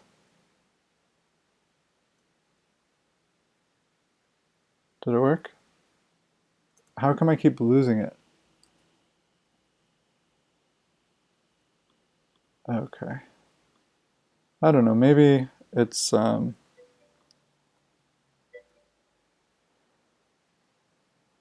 incorrect pass. Oh, it was incorrect password?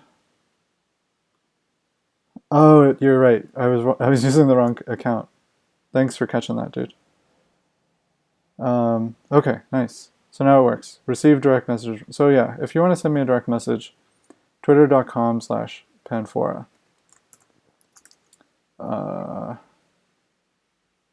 Yeah. Nice. Thank you. Thank you, Choo Choo Kazan. Nice. Okay. So let's get back to the main project. Let's go into, so yeah, we're going to post some data. Data saved. Boom. Okay, wait. But we didn't get our data back. 10 of art museums. Yeah, I think, yeah, that would be awesome, dude. Like, I don't really know anyone in Montreal, so that would be super cool to just like know the kind of ins and outs. That would be awesome. Thank you, dude. That's awesome. Oh, that's awesome. You work at a film institution. That's really cool. Do you get to work on like any? I guess coding is creative by nature, but I'm curious. Like, do you work on any like anything related to the film stuff?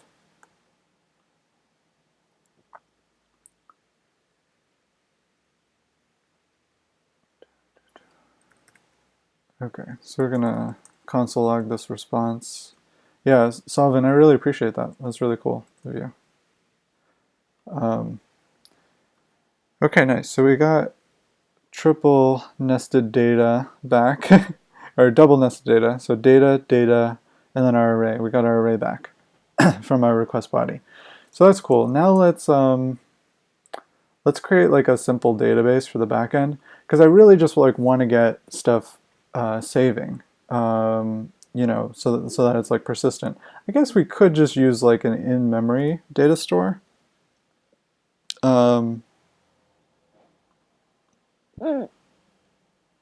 Although I think our Node app is restarting every time. Sorry about that hiccup. So I'm like, oh, I am standing at my desk, yes. Special elite, is it elite or elite? It's elite, right? Yeah. Special elite sniper. And DynamoDB.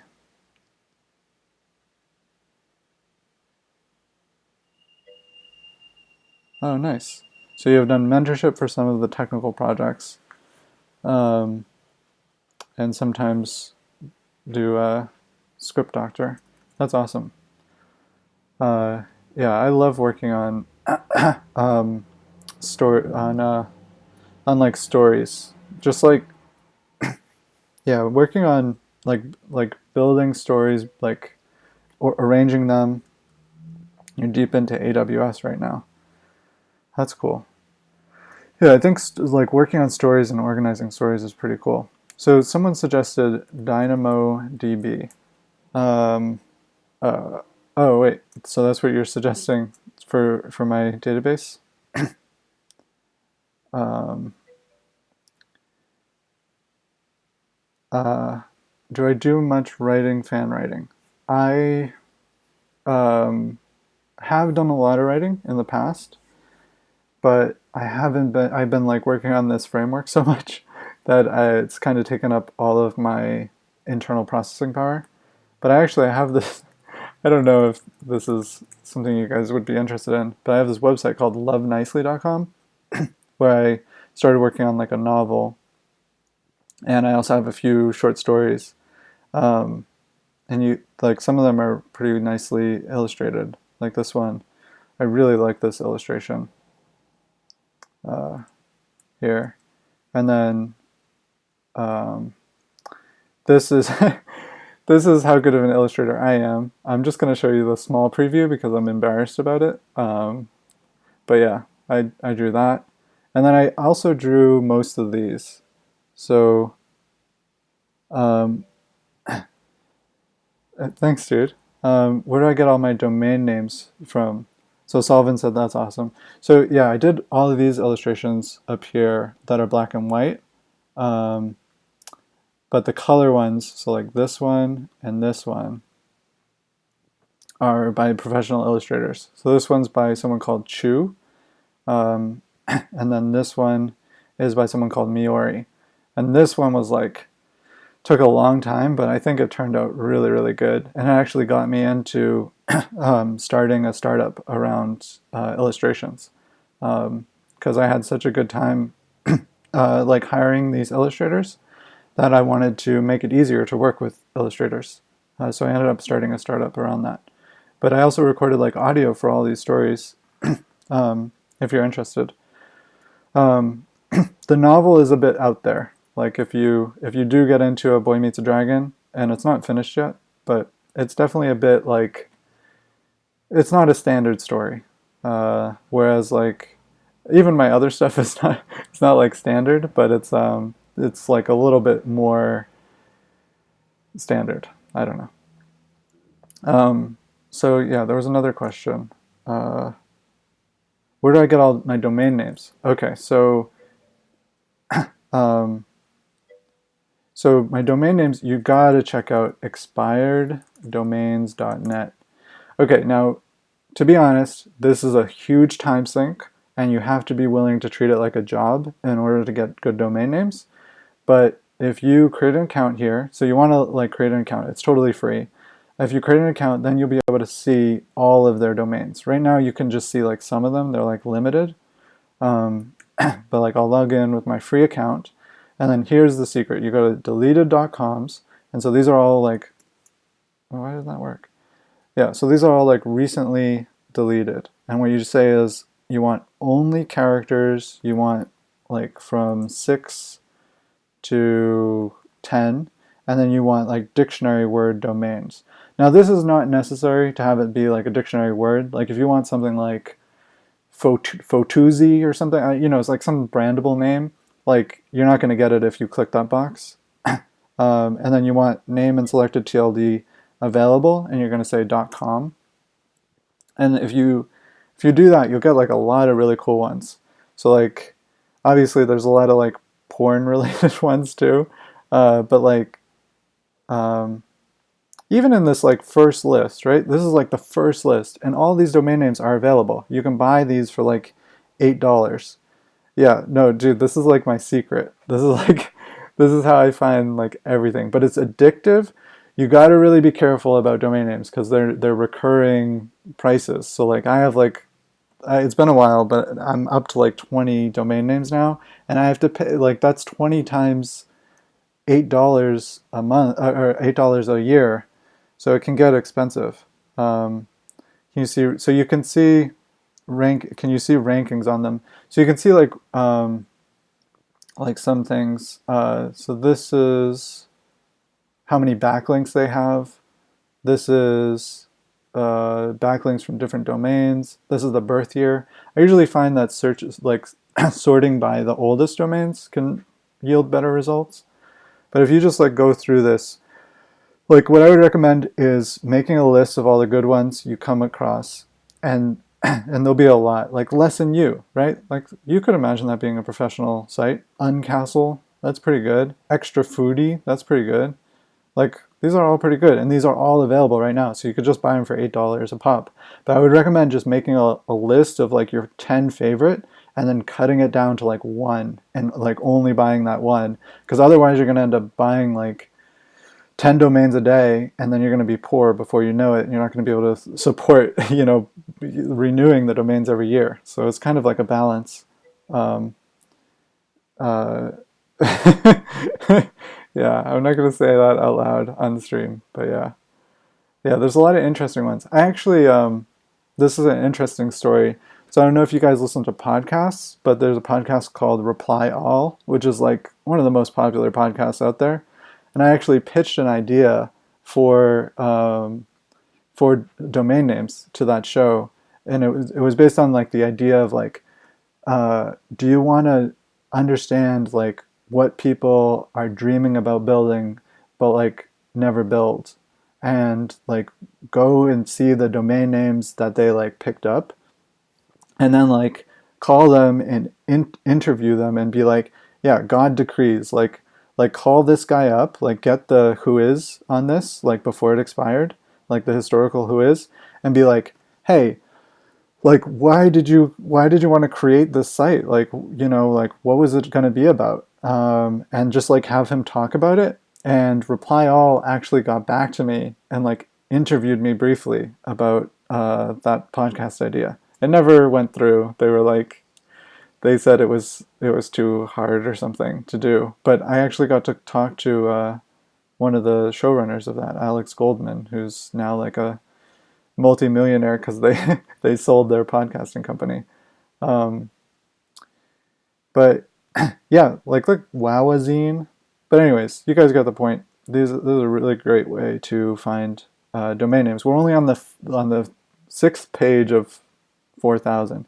But also the thing to notice is when it dropped. So this is like when it expired, when the person like didn't decide to renew it. And as you get into the later pages, it's going to start saying like 10 days ago. And you're going to get much worse domain names the further out you go because people have already picked them up. Yeah.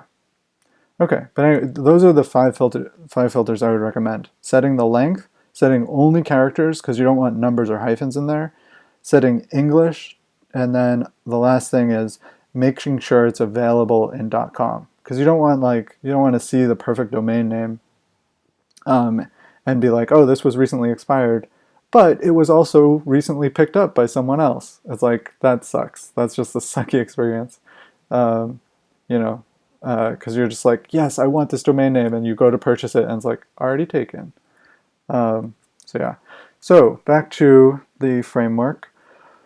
DynamoDB. I'm not going to use DynamoDB because I just want like a simple data store for now. I think in the future I could use it, but for now I just want. I don't even like want a user database.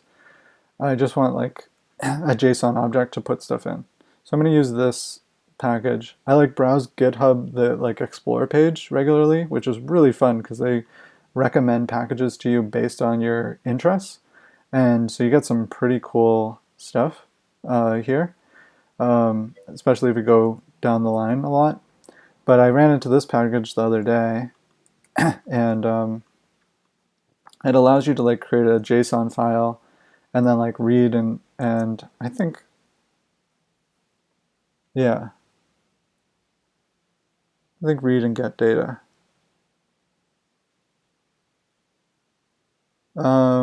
I'm not sure if this is actually the best for what I'm trying to do. Because I really just want, I don't want a database. I just want to like save a JSON file and get a JSON file. Ooh, but we're going to do it. We're going to use it, whatever. So we'll paste that in there.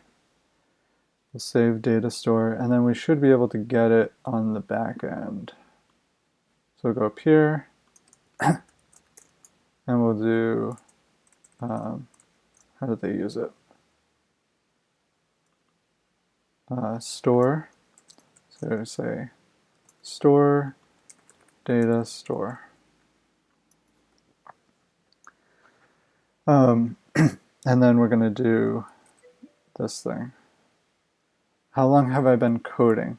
I've been coding, well, I've been writing HTML and CSS since 2002, 2003. And so yeah, 2003. So that's like 16 years. But I've been writing like JavaScript. I think it took me a few years after that. So maybe like 10 or 12 years. Yeah, everyone had to make those MySpace layouts. I never got on MySpace really. I was like way late to the party, so I never really got into it. I mean, like I joined it, but like I had like 2 friends on there. But Facebook was big. But no, the way I got into coding is there was this website. I probably shouldn't show it on stream, but it was called Lowbrow. It's not around anymore, but it was like, do you guys know like Post Secret? It was, it's like anonymous stories, but Lowbrow was like, yeah, you could go here, lowbrow.org. It'll give you like the the archive of it. But it was like a place where people posted like their lowest moments of their life, and you could just like reload and see like a new story of like someone's like lowest point, you know, like where they're at the supermarket and they're buying, you know, like a banana and like, I don't know, a slice of bread, like a loaf of bread, because like that's all they can afford, and it's because like their girlfriend just broke up with them, and then like, I don't know, whatever. It's just like, it's not even that. It's like, I don't know. It was addictive though. It was like an addictive story site, and I browsed it all the time in high school, and I just like reloaded the page over and over again, just reading these like lowest of the low stories of people's lives, and it like really helped me like build up my empathy, but also just like release my own feelings. And then it went down because they were like, we can't afford hosting costs. So I ended up wanting to rebuild it. So I went to storylog.com, and it was like taken at the time. And I asked the guy, hey, like, can I buy this from you? Like, I'm willing to pay some money for it. And he was like, you know what? Like, I believe in your project. I'll just give it to you for free. So I got storylog.com, which is probably, like, this domain's probably worth a lot of money right now. I got it for free, and I was able to build my first web project uh, on that. And that's why I learned how to code. That's why I learned HTML and CSS, is because I was trying to customize, I think it was like a WordPress site. Yeah. So yeah, that's the story. That's the long story of why I learned how to code. Um, you guys are probably all browsing Lowbrow now, uh, not listening to me anymore. Um, okay, so we have the store, and hey Joja Elite, how's it going? So we're gonna have store, and then we're going to, I guess we're gonna do, so I think what we can do is just do store.set. Is it possible to remake a lowbrow website? Were you able to do it? So yeah, so if you go to storylog.com right now, oh wait, I don't have a screenshot there. Yeah, so I did, so it tells the story here. Like I made a WordPress blog, and then I made like a simple site. I think like I tried to learn Rails, and I couldn't learn Ruby on Rails. It was like too hard. So I ended up switching over to Google App Engine, which at the time was like pretty simple. And I ended up building out the whole site. And then I applied to a startup, which is called Better Lesson. And I walked through this cold snow. It was like 2 feet of snow to my first interview. I was surprised I even got an interview here because it was like my first developer job. And I had only done like a few small projects. But I went here and I showed them what I had worked on and what I had built. And I also showed them like a redesign of their site. Even though I had never seen their site, like I showed them a design of that. And they ended up hiring me. And that's how I got like all of my initial experience with design, user experience, like doing usability research, you know, a lot of CSS and HTML experience, and I got that because I showed them what I had done with Storylog.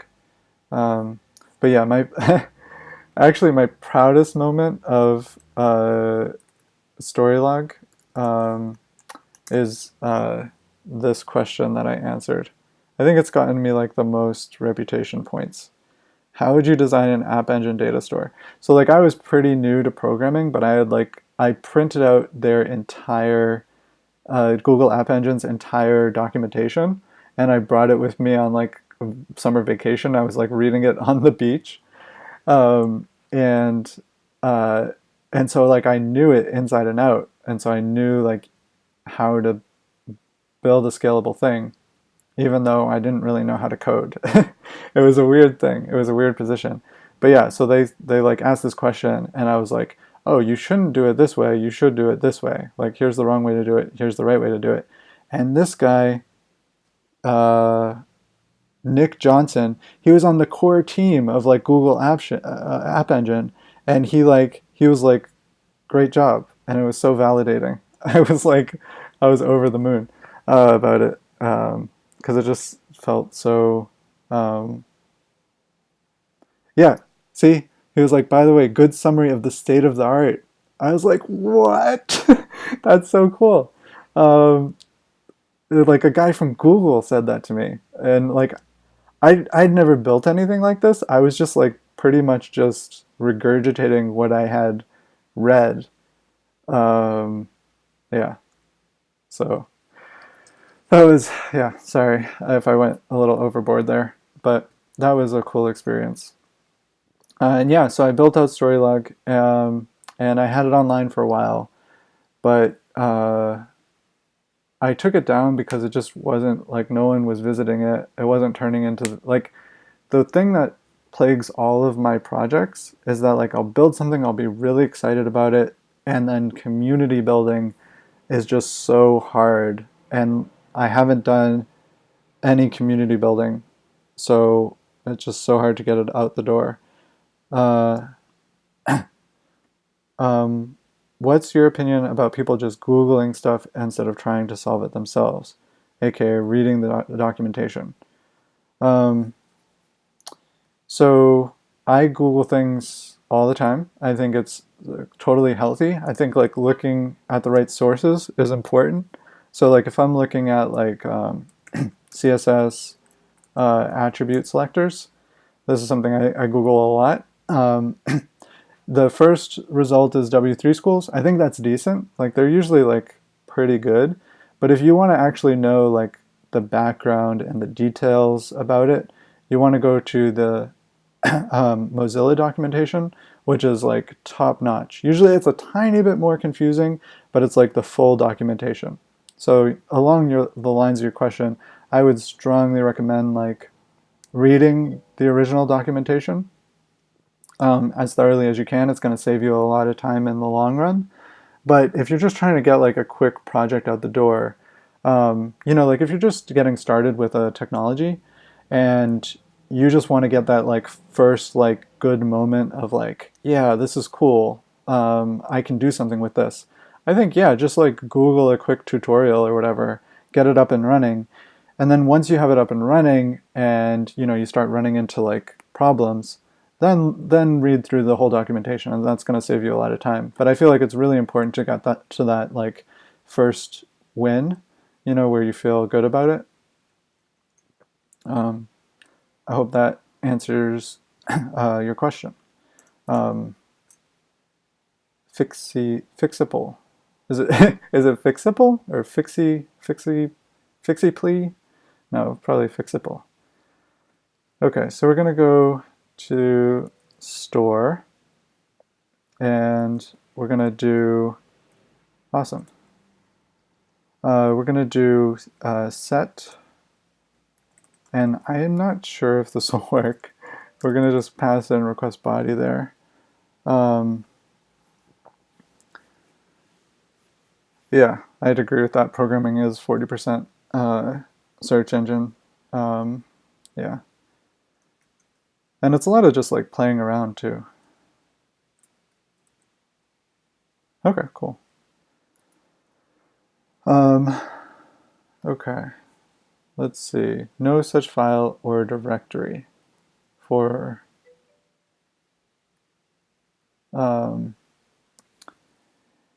let's see. No such file or directory.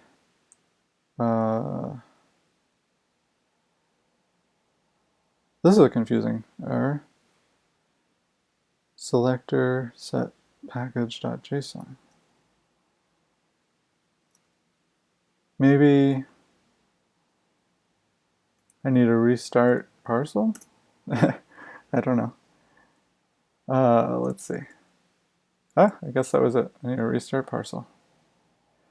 Okay, so now we are trying to save data using this Datastore package, which I think just lets you like easily write to a JSON file. So let's see if it worked. Whoa, look at that. That's awesome, right? So yeah, we just passed. So this isn't like how the final this isn't how the final framework's going to work. But I just want to like quickly get the data saving and loading so that we can actually like render a template. Okay, so let's see. We have saved data. We're saving the data. Now we want to be able to render the data. So basically, we want to get rid of our current like way of doing things. So right now we're like hard coding all of the data, and we want to actually like loop over the data in the database, and then render each of these objects. Okay, so let's look at the Datastore documentation. I think we're just gonna do a get on that. let's actually, let's just do a get here. So we'll just do console log, and we'll do like 1, 2, 3, and we'll do store.get. And I'm just testing here, if I just do a plain get with no arguments, is it going to give me all of the data back? So we will refresh. Expected key to be a string in... Okay. So yeah, it's giving me an error because I didn't pass in a string. So let's pass in an empty string. And let's see if it gave me anything. Oh man. So yeah, PM2 isn't going to show me the logs unless I do something. You know what? I'm actually going to switch back to NodeMon.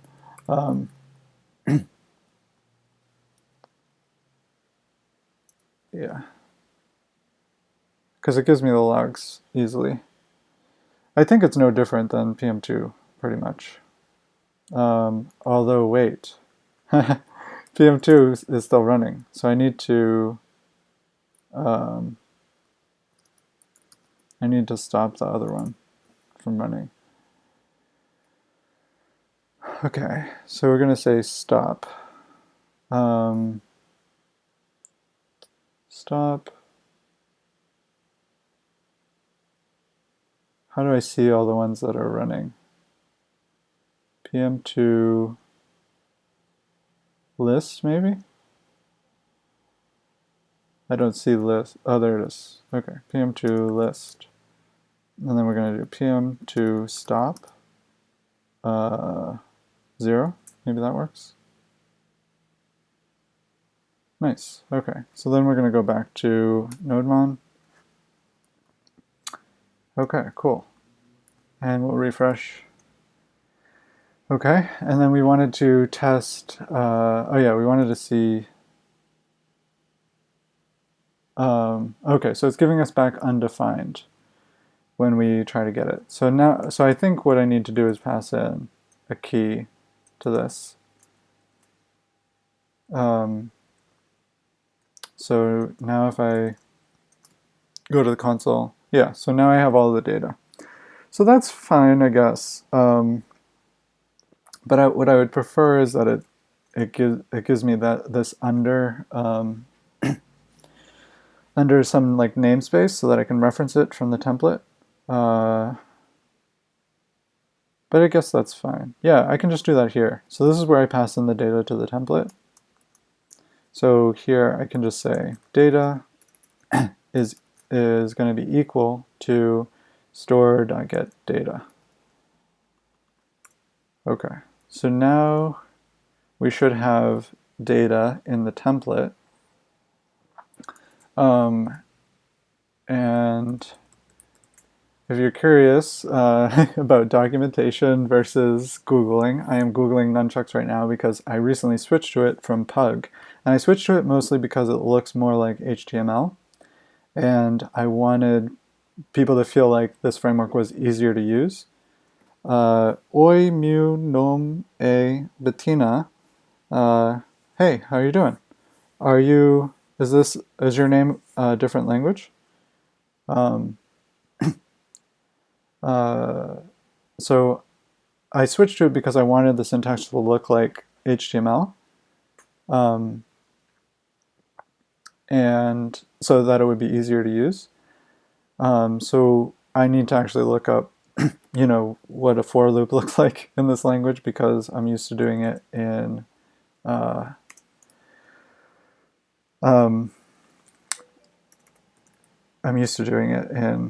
Pug.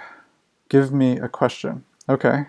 How do you say your name? No, what's a good question? What are you working on? And where are you located? You could say like the state. What state are you located in? And what are you working on? And everyone can answer that if you guys want. Okay, so we'll do the N4 here, and then we're going to loop through each of these items. So we can delete these templates. or sorry, those items, and then we can have. Oh, did you answer? Did you want a different type of question? Oi mu nom e Bettina? I bet that is that French or something? Oi mu nom e Bettina.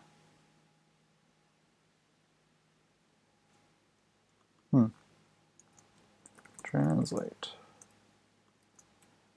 So it's Portuguese. Hi, my name is Bettina. It's not.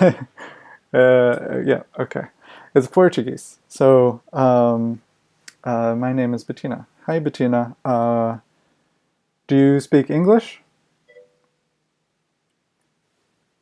And what are you in Portugal? You're Brazilian. Cool. Oh, is it? Yeah. Uh, cool. That's awesome. What are you a developer, a programmer? Um, my question is, which country or state are you in? Um, and what are you working on? And uh, and what do you, like? I guess what do you do? But like, I guess I'm more interested in like what do you like working on? So yeah, you guys could all answer those questions if you want. What country or state are you in? So state if you're in, I don't know, what is it called in like the UK or Russia, like province, state slash province, or what is it called in Canada? Do you have your low latency set in your settings? What does that do, Sullivan? What does low latency do?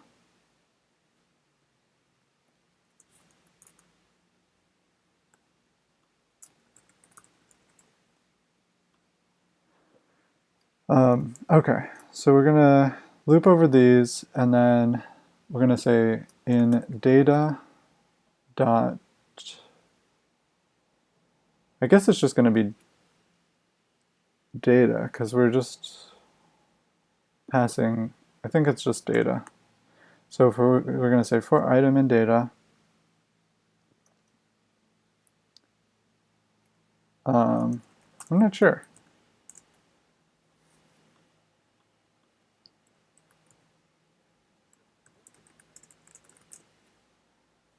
Let's see. So do you guys, can you type in something? I gotta mute this. Low latency. Okay, let's see. So I go into settings, and I go into, yeah, okay, I'll type in something. Yeah, it's immediate. That's right away. Yeah, that's good, right? Channels and videos.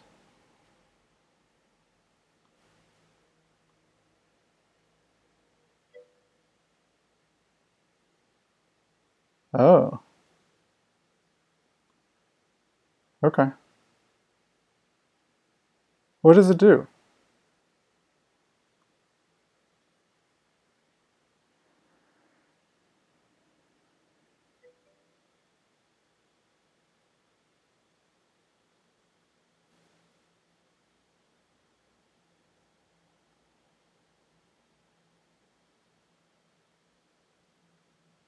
Huh,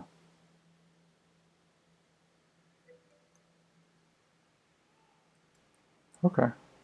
I think it's a good thing. And I think it's saved.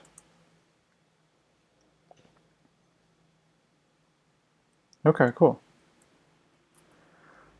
Um, So Fixable says they're in Luxembourg. They're trying to study for tomorrow's exam in philosophy, but until now, I've never studied seriously in my entire life. Finals are boring. Yep. Studying is definitely hard. Philosophy, though. Philosophy is cool. What are you... I feel like philosophy is really tough on the mind, though, because you end up learning about so many different viewpoints. It can be kind of hard. You can get kind of lost, you know?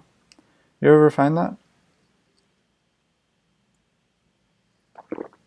I don't know. I studied philosophy in college, and I kind of feel like it was like every other week I was like learning about some new view of the world, and I was like, oh my goodness, this is like being on a merry-go-round a little bit. Okay, so we're going to say for item and data, and then we're going to say item text, I think, for this one.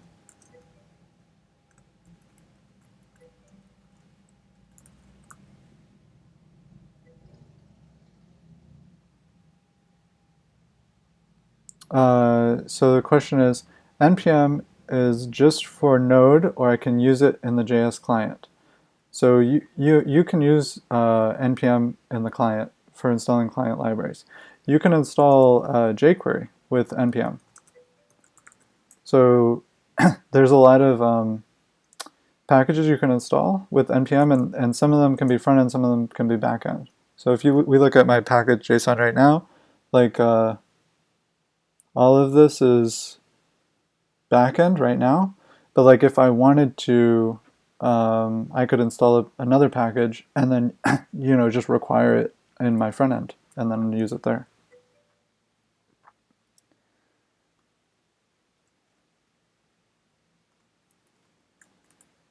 Item text.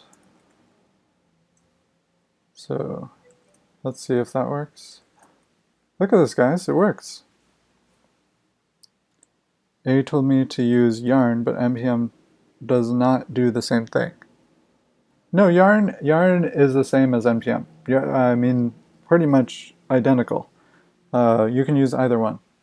I think yarn has a nicer syntax, and it gets some things right that npm didn't, but they're pretty much the same now. That sucks. The state does not allow it. What don't they allow? They don't allow your sister to study?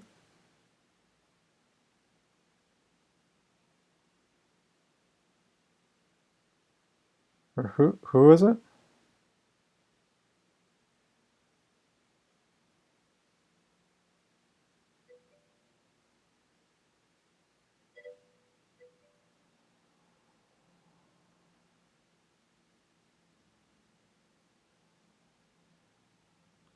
Huh. So guys, we've got the data rendering on the client, and it's rendering from our temporary database, so that's cool.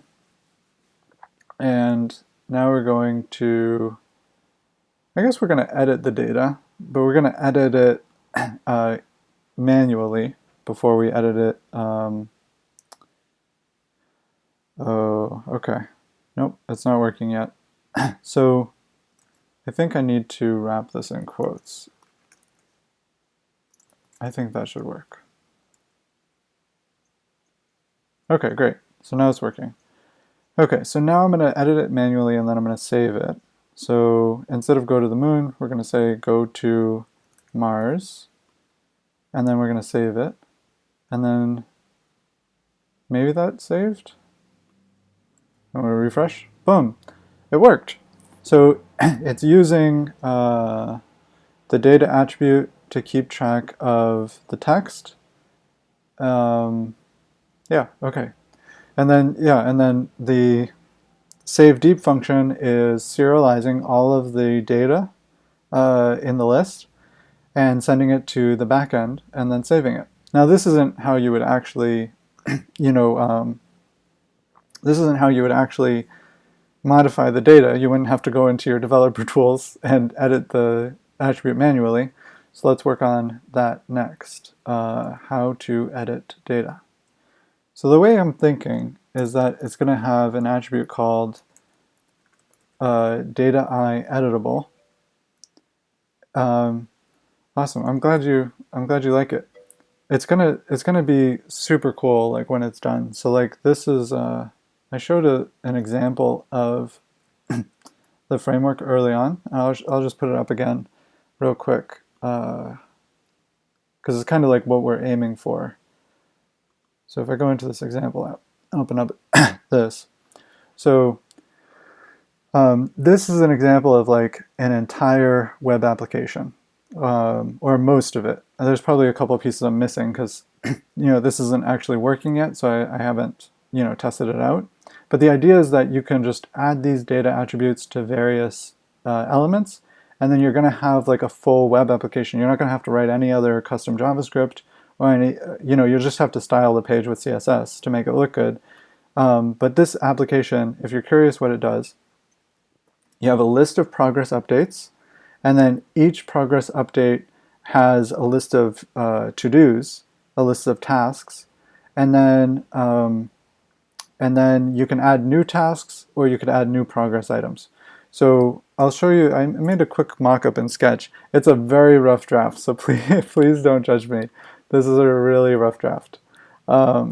So someone asked me if I was a UI or UX designer earlier, and this makes me embarrassed because, yeah, it's not my best work. But to be honest, if you're curious about like being a UI or UX designer, this is like how all of the this is how all of my designs start out. They start out like kind of rough around the edges. But the idea here is that you have this application called Blipcat. Then you have this progress update button to add a new progress update, and then you have these tasks, and then you can add a new task using this button. And then you can check off each task, or if one of them isn't done, maybe it'll be unchecked. And yeah, that's it. And so this entire page, it's styled with CSS or whatever, but the idea is that all of the functionality would be contained just in this. So the idea is that all you have to do is like attach a few data attributes to the page, and all of a sudden you have this fully functional web application that other people can use. And it's like very simple. So like if I were to explain this really quick, this data new attribute, it's gonna use the progress update template on the back end and render it, and then pass it into the front end and grab the closest the closest element with this class and insert the rendered progress update template into it. So this data attribute is like, it's communicating a lot to the framework. It's saying, hey, look on the back end, get this template, render it, and then put it in here. And then it's going to look for this progress updates list, and then it's going to add it to the end of that. And that's how the new progress update item gets created. And then like this here defines the list, and then that's a list of progress updates, and each progress update has a text key on it. And then this watches the text key and sets the inner text on this element, on this div element. And then this progress update has tasks, and this is a list, and it has a key of tasks. So it's going to be under, like an object key called tasks. And then it's going to be a list, and then it's going to have a bunch of objects inside of it, each of them a task, each of them an object, right? And it's going to have whether it's done or whether it has text. And when you when you click the checkbox, it's going to set the done to true. And then when you edit the text, it's going to edit the text on the task object. So basically you're defining like an entire web application just using data attributes in a very simple way. So that's the basic idea behind the framework. and that's kind of what I'm aiming for with this, with what I'm working on. So there's a few things that haven't been worked out yet, though. Most of it's built, though. Yeah, no, so yeah, it should save a ton of time. Like that's the whole point of it. Like basically I want a way to bootstrap a project like very quickly. So like you create this web application, it's awesome. It's like, you know, you can test it out with friends. And then if you want to like build it using another framework, that's fine. But you've gotten the initial idea out there and people can see it and they can use it.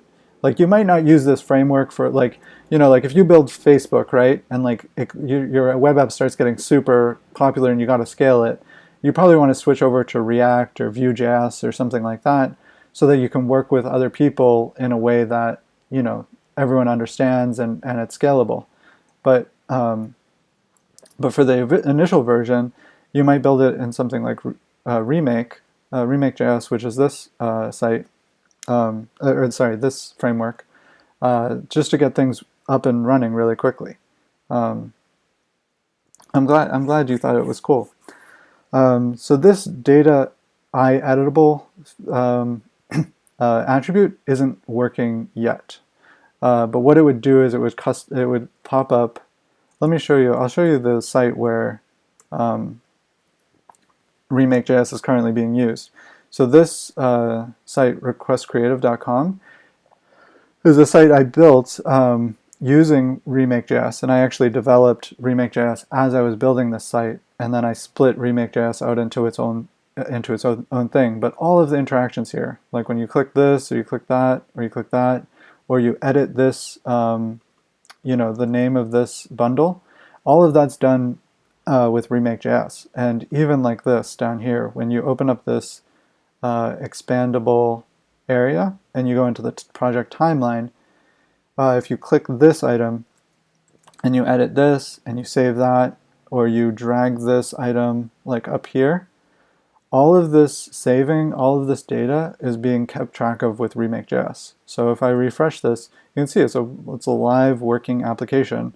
You know, it works. You know, all the data's there. So it's totally a working framework. I'm just trying to make it even easier to use with this newer version.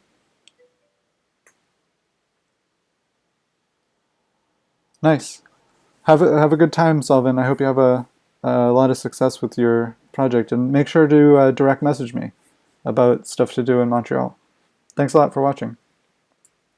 Okay, cool. So we're going to get back to this, and like I mentioned, the data editable attribute isn't working yet, but I'm going to show you what it's supposed to do. So it's going to do a lot of things automatically for us, and I'm going to show you like how it currently works in Awesome. So I'm going to show you how it currently works with. Thanks, Fixable. That's awesome. That's really nice of you to say. So how it currently works in Request Creative. Let's actually go into the code for Request Creative, and let's go into the views. Hey Virgo, Praz, and Joja Elite. So we're going to go into mixins and we're going to go into bundle. And I don't have syntax highlighting turned on for Pug right now, but that's okay. So this is an example of like all the data attributes you might have to attach in like a full application. So it does get kind of complicated. But let's look at the bundle name. So we're going to have switch actions, copy layout on this. So we're going to grab those and we're going to bring that into our template. And if you're curious, like what does copy layout do? What does switch actions do? These are new things. I'll explain those in just a second. And we're going to go, we have to find one more thing. So we have to find the bundle name widget. So this is all going to be done for you automatically in the final version of Remake.js, but for now we're kind of building out the the beginning parts of the framework. So it's a tiny bit complicated, but or a tiny bit more complicated than it should be. So here we go. So we've got the edit area for this. Okay, so we're gonna put our like widgets inside this other container, and these are like our editable widgets. So we could even call them like edit widgets. That's not what they're going to be called in the final version, but that's okay for now. And we're going to convert this to HTML syntax because it was in Poke. So we have data async, we have data switches, we have data otype, and data okey bundle name. So we're going to switch this to text because that's what we're editing for this. The data async makes it so that this edit widget is gonna sync back into the originating widget. We're gonna rename this switch. So we're gonna say it's these are like to-do items, so we can say like to-do text, I guess, because that's what we're editing. And this will make a little bit more sense in a second. It's a little bit hard to understand right now, I think. And we're going to call this form, and we're going to say to-do text, and then we're going to target that using this, and we're going to put 0, 0. I swear this syntax is going to make a little bit more sense soon, but I just have to finish building this out. So we'll do that, and we have these attributes here. Bundle name, so this is going to be to-do text, data I, name is going to be text, type is going to be text, and then we'll finish that one, and then we'll have div class equals that. We'll remove that for now. We'll have an anchor tag with class button. And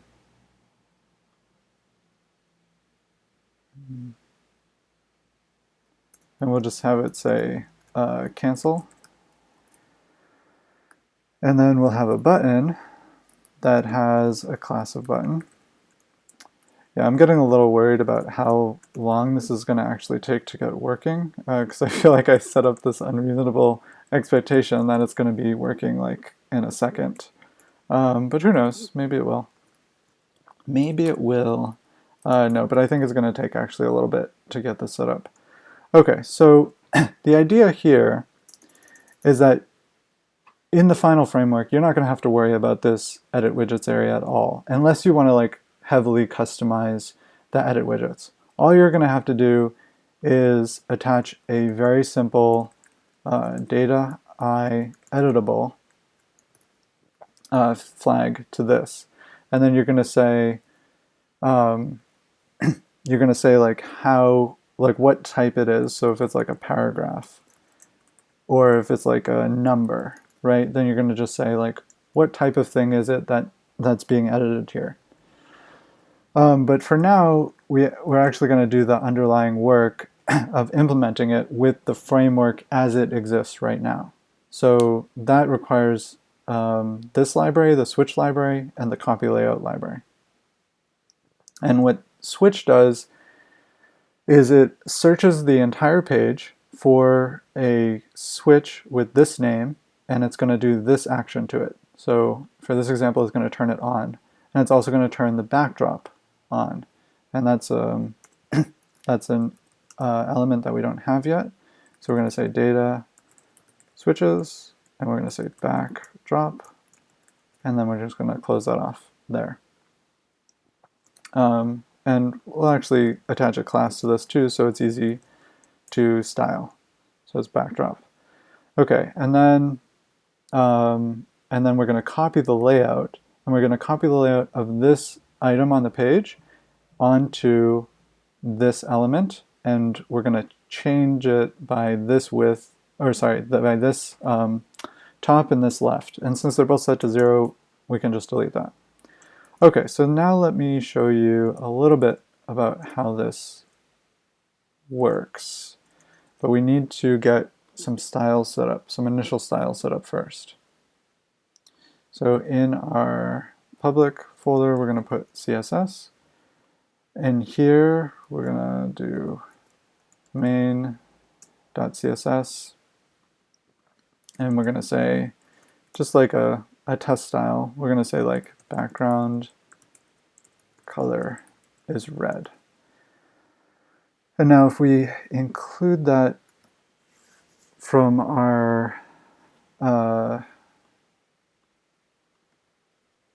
head, I think. So we'll do CSS / yeah, I guess we already had a CSS file here, but we'll just delete that. Okay, so now if we refresh that, good, we've got it. So let's delete that test style. So now we want to hide this by default.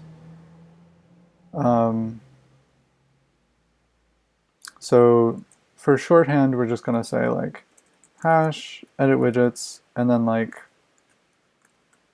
everything that's a direct child of edit widgets. That's what that's what this selector does, is it says like direct child. We're going to do display none. So that means all of our edit widgets should be gone. Great.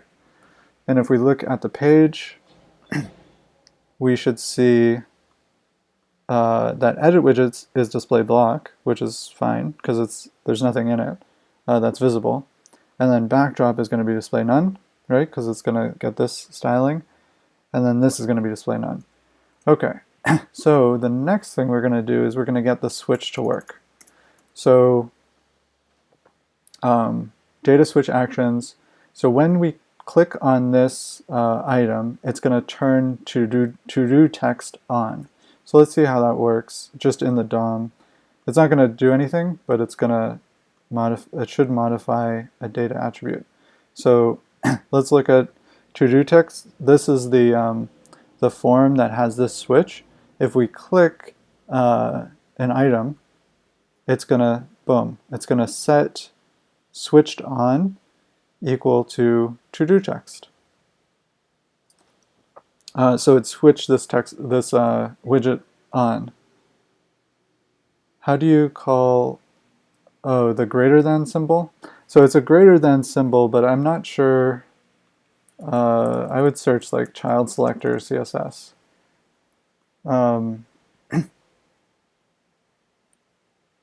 Child combinator. That's what it's called in CSS, the child combinator. Okay, so we've got the switch turning on, but it's not displaying. Now, this gets a tiny bit complicated because, you're welcome. So when to-do text gets turned on, it gets these two arguments. One is auto and one is inline edit. Auto says, hey, if I click elsewhere, are you going to turn off? And auto means yes. So let's click somewhere else on the page. Boom, it turned off. It lost that data switched on attribute. So auto means it automatically turns off. Inline edit is a little bit more complicated of a subject, but it's not that complicated. All it is that if we turn the switch on, it's going to get switched on attributes equal to-do text, which is the switch we're turning on, right, with the switch actions. But it's also going to get this extra additional switched on attribute of inline edit. So what this allows us to do is group our switches. So here we can say edit widget, and then we can say data switched on, I think. So we're going to do a selector for this, and we're going to do a a tilde selector, which is if it finds this word anywhere in the attribute, and the word we're going to use is inline edit. So if inline edit is anywhere inside of this attribute, then this selector will match. That's what this tilde does, and it's essential for this framework. Then we're going to do display block. So hopefully this works. Let's refresh. We'll click this. Boom, did you see that? Isn't that so cool? So now we've got this, this widget. Not only is it mirroring the data on the item we're clicking, but it's also displaying whenever we click the item. So now if we click away, it's going to go away. So now it's like a little inline edit area. And if we click away, it's going to go away. Now the other cool, so obviously this doesn't look very good, right? Sorry, I have to take a drink real quick.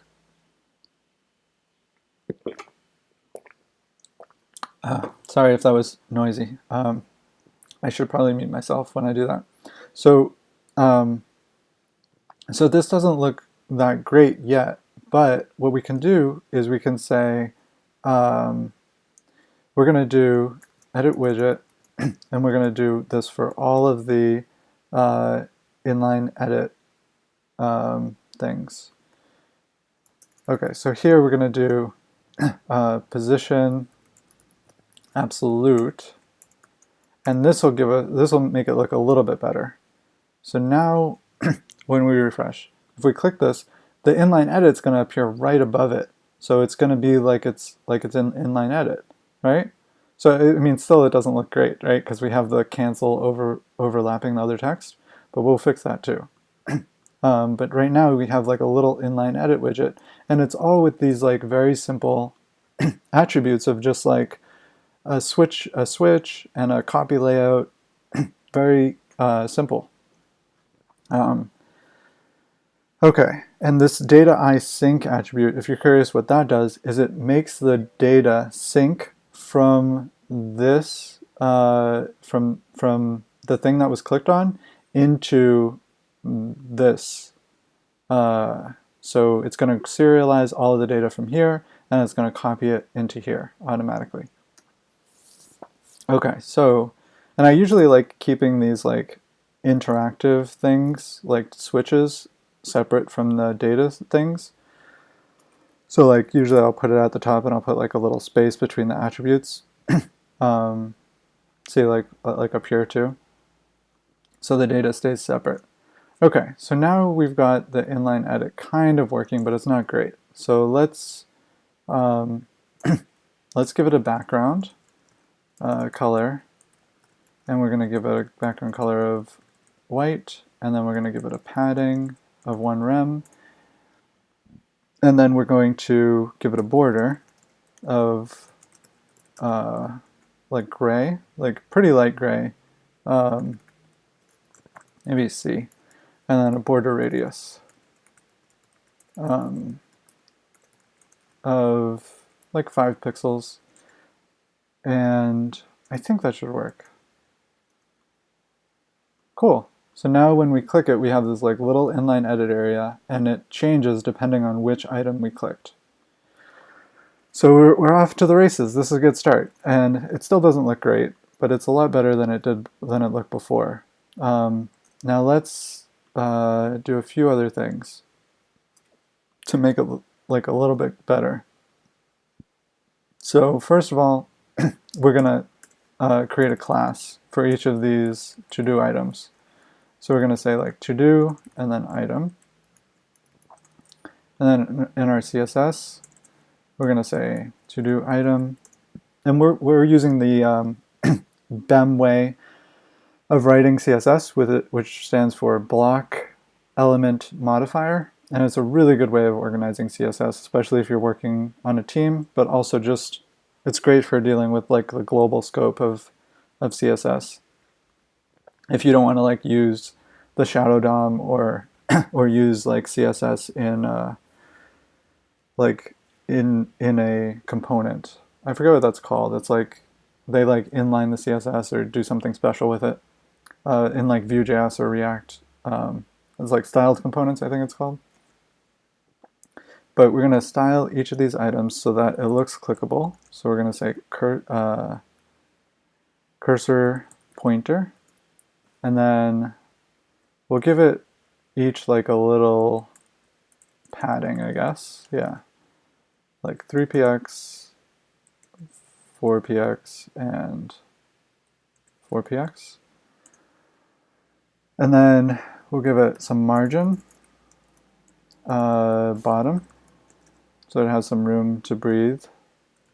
And then we'll give it some border, 1px, solid. I wish I knew like off the top of my head what like blue is or green or whatever. This is going to look ugly, but we'll just use green for now. So each item should have, oh, I didn't save this. I didn't save the HTML. Okay. So now we can see that these are all like very long. So now we have a better idea of like where the clickable area is, and it's because they're display block. So if we just do display inline block instead, that's going to shorten them up. It's going to make them all, unfortunately, it's going to make them all different sizes, but that's kind of okay for now. Oh wait, inline block. What do we want instead of that? Well, we could use float, I guess. Float left and then like clear both. That'll have kind of the same effect. Floats are always a little bit trickier. Yeah, because see, stuff like that, where you have the save button. We actually don't need the save button anymore.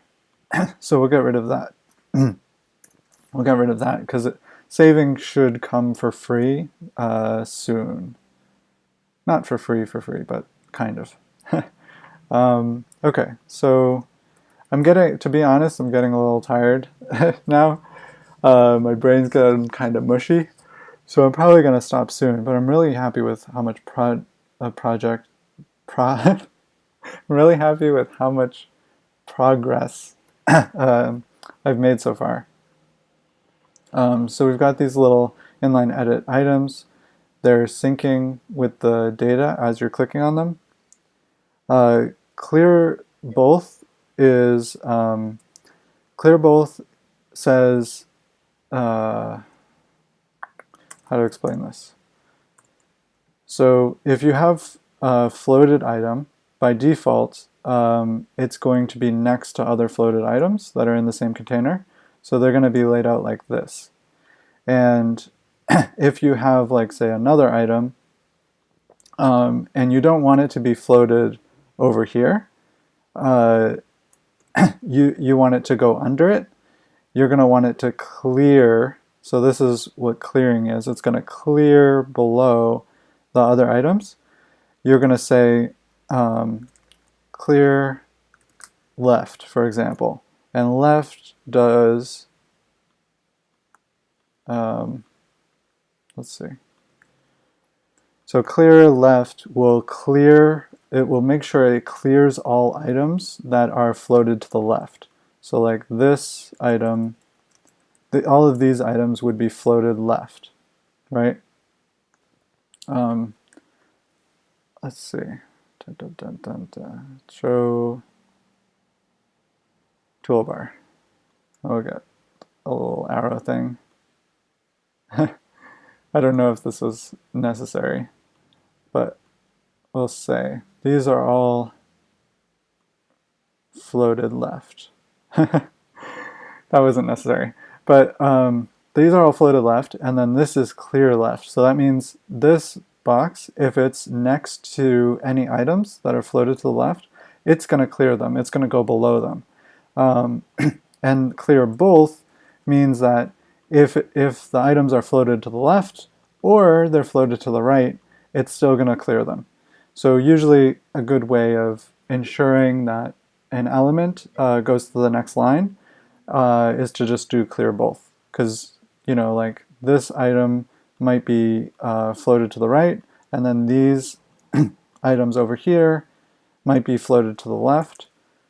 So clear both is just ensuring that no matter what, this item is always going to end up on the next line.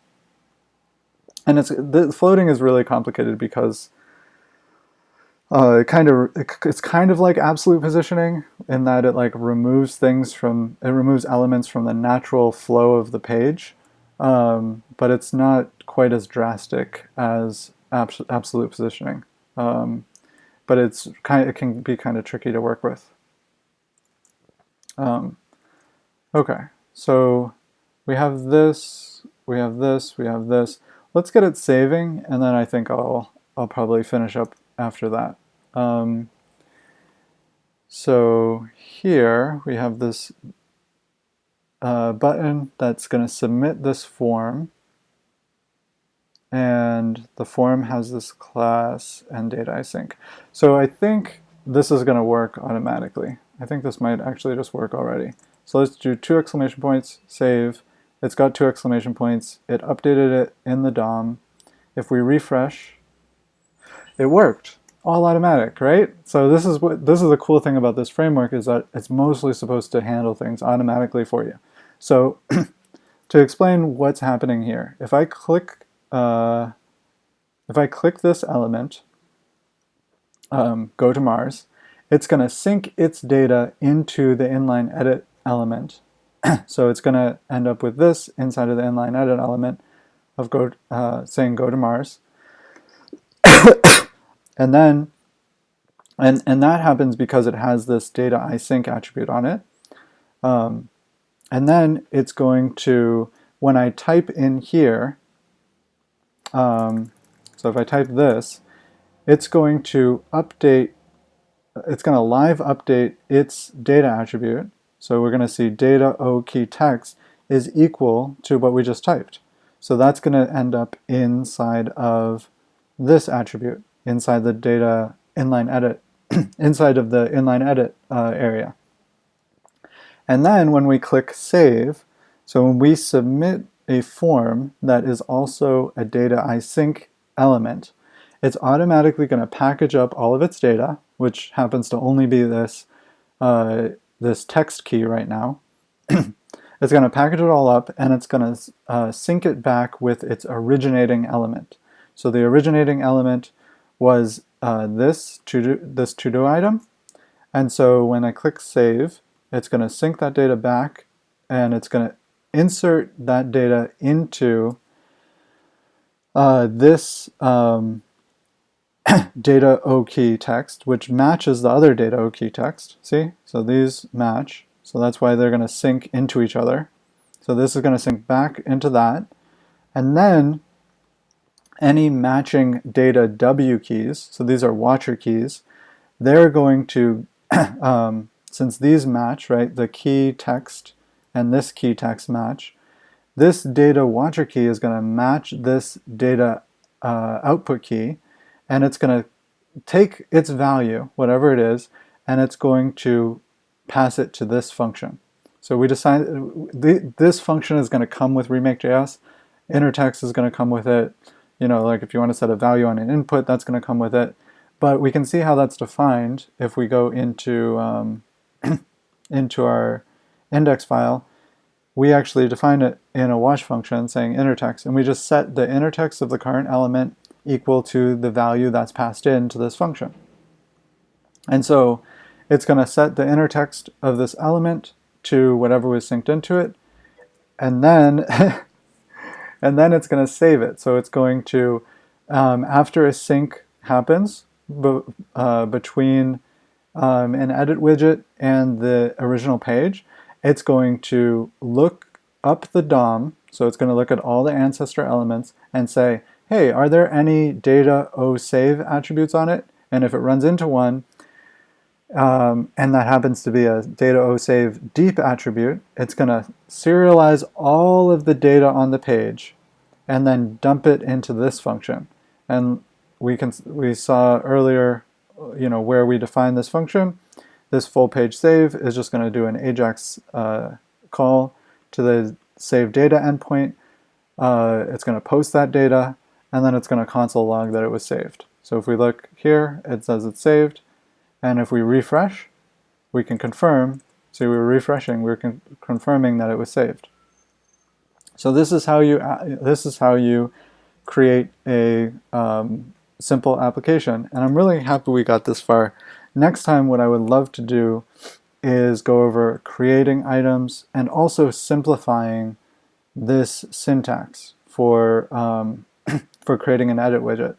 This is kind of nice because you're using the lower level libraries of copy layout and switch that come with Remake. So it's kind of cool to just use those. But I would prefer this simpler syntax that says data editable. And then I think I have this specified somewhere. Oh no, I don't have it in the specification yet. Let's see, I have it in this Remake Trello document. So actually, I'm going to share this publicly too. How do I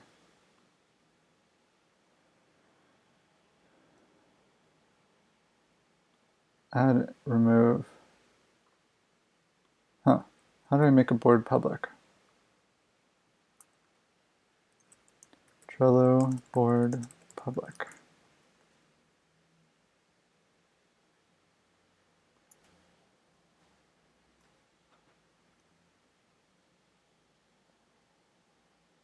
Okay, so change visibility.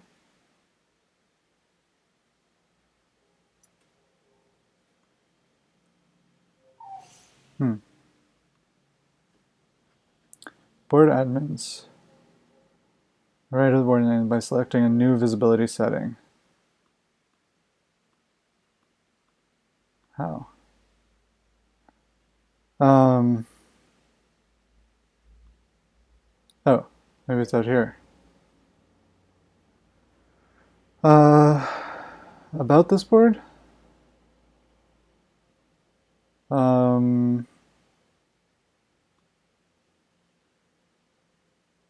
How do I do the visibility? Information?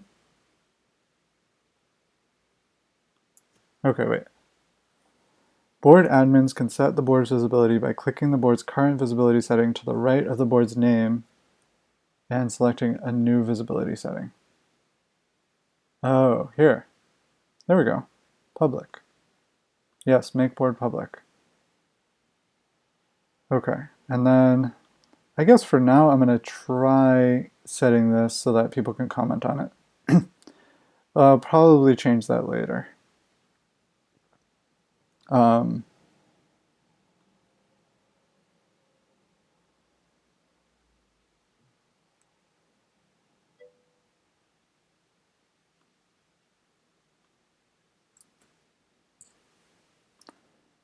Okay, so we're going to allow anyone to comment and anyone to add members. I think that's okay. I hope that's okay. And then I'm going to link this board from the documentation, and I'm going to say like public roadmap. And it's not super well organized right now, but I'll just I'll just hope that it's okay. Okay, so we've got public roadmap, and yeah, I was saying that I had a plan for creating a better way to define inline edit components, and I wanted it to be like this. So data edit, and then what you're editing, and then what type of thing you're editing. So I would want this to be like text, because that's the key you're editing, and then it would be just like regular text. So it probably wouldn't even need an argument here, but let's just say like short text or something. We could just say text. It's kind of weird because it's named the same as the key. So I don't know. Let's just put paragraph. Well, paragraph is for long text, but I just wanted to not make it confusing for the first example. We'll just have it be text. Okay, so so I would want to switch this next time from this to this. If you guys are interested in following along with my journey of creating Remake.js and creating this really simple framework that with a few data attributes can create a web application, please follow my channel now. I am closing the stream, but I will be back on tomorrow around the same time, around 10 or 11 a.m. and I'll go for about 2 to 3 hours. And if you want to follow along, please follow and join me tomorrow. But for now, I am closing the stream because my brain is getting a little bit tired. But thank you so much for joining.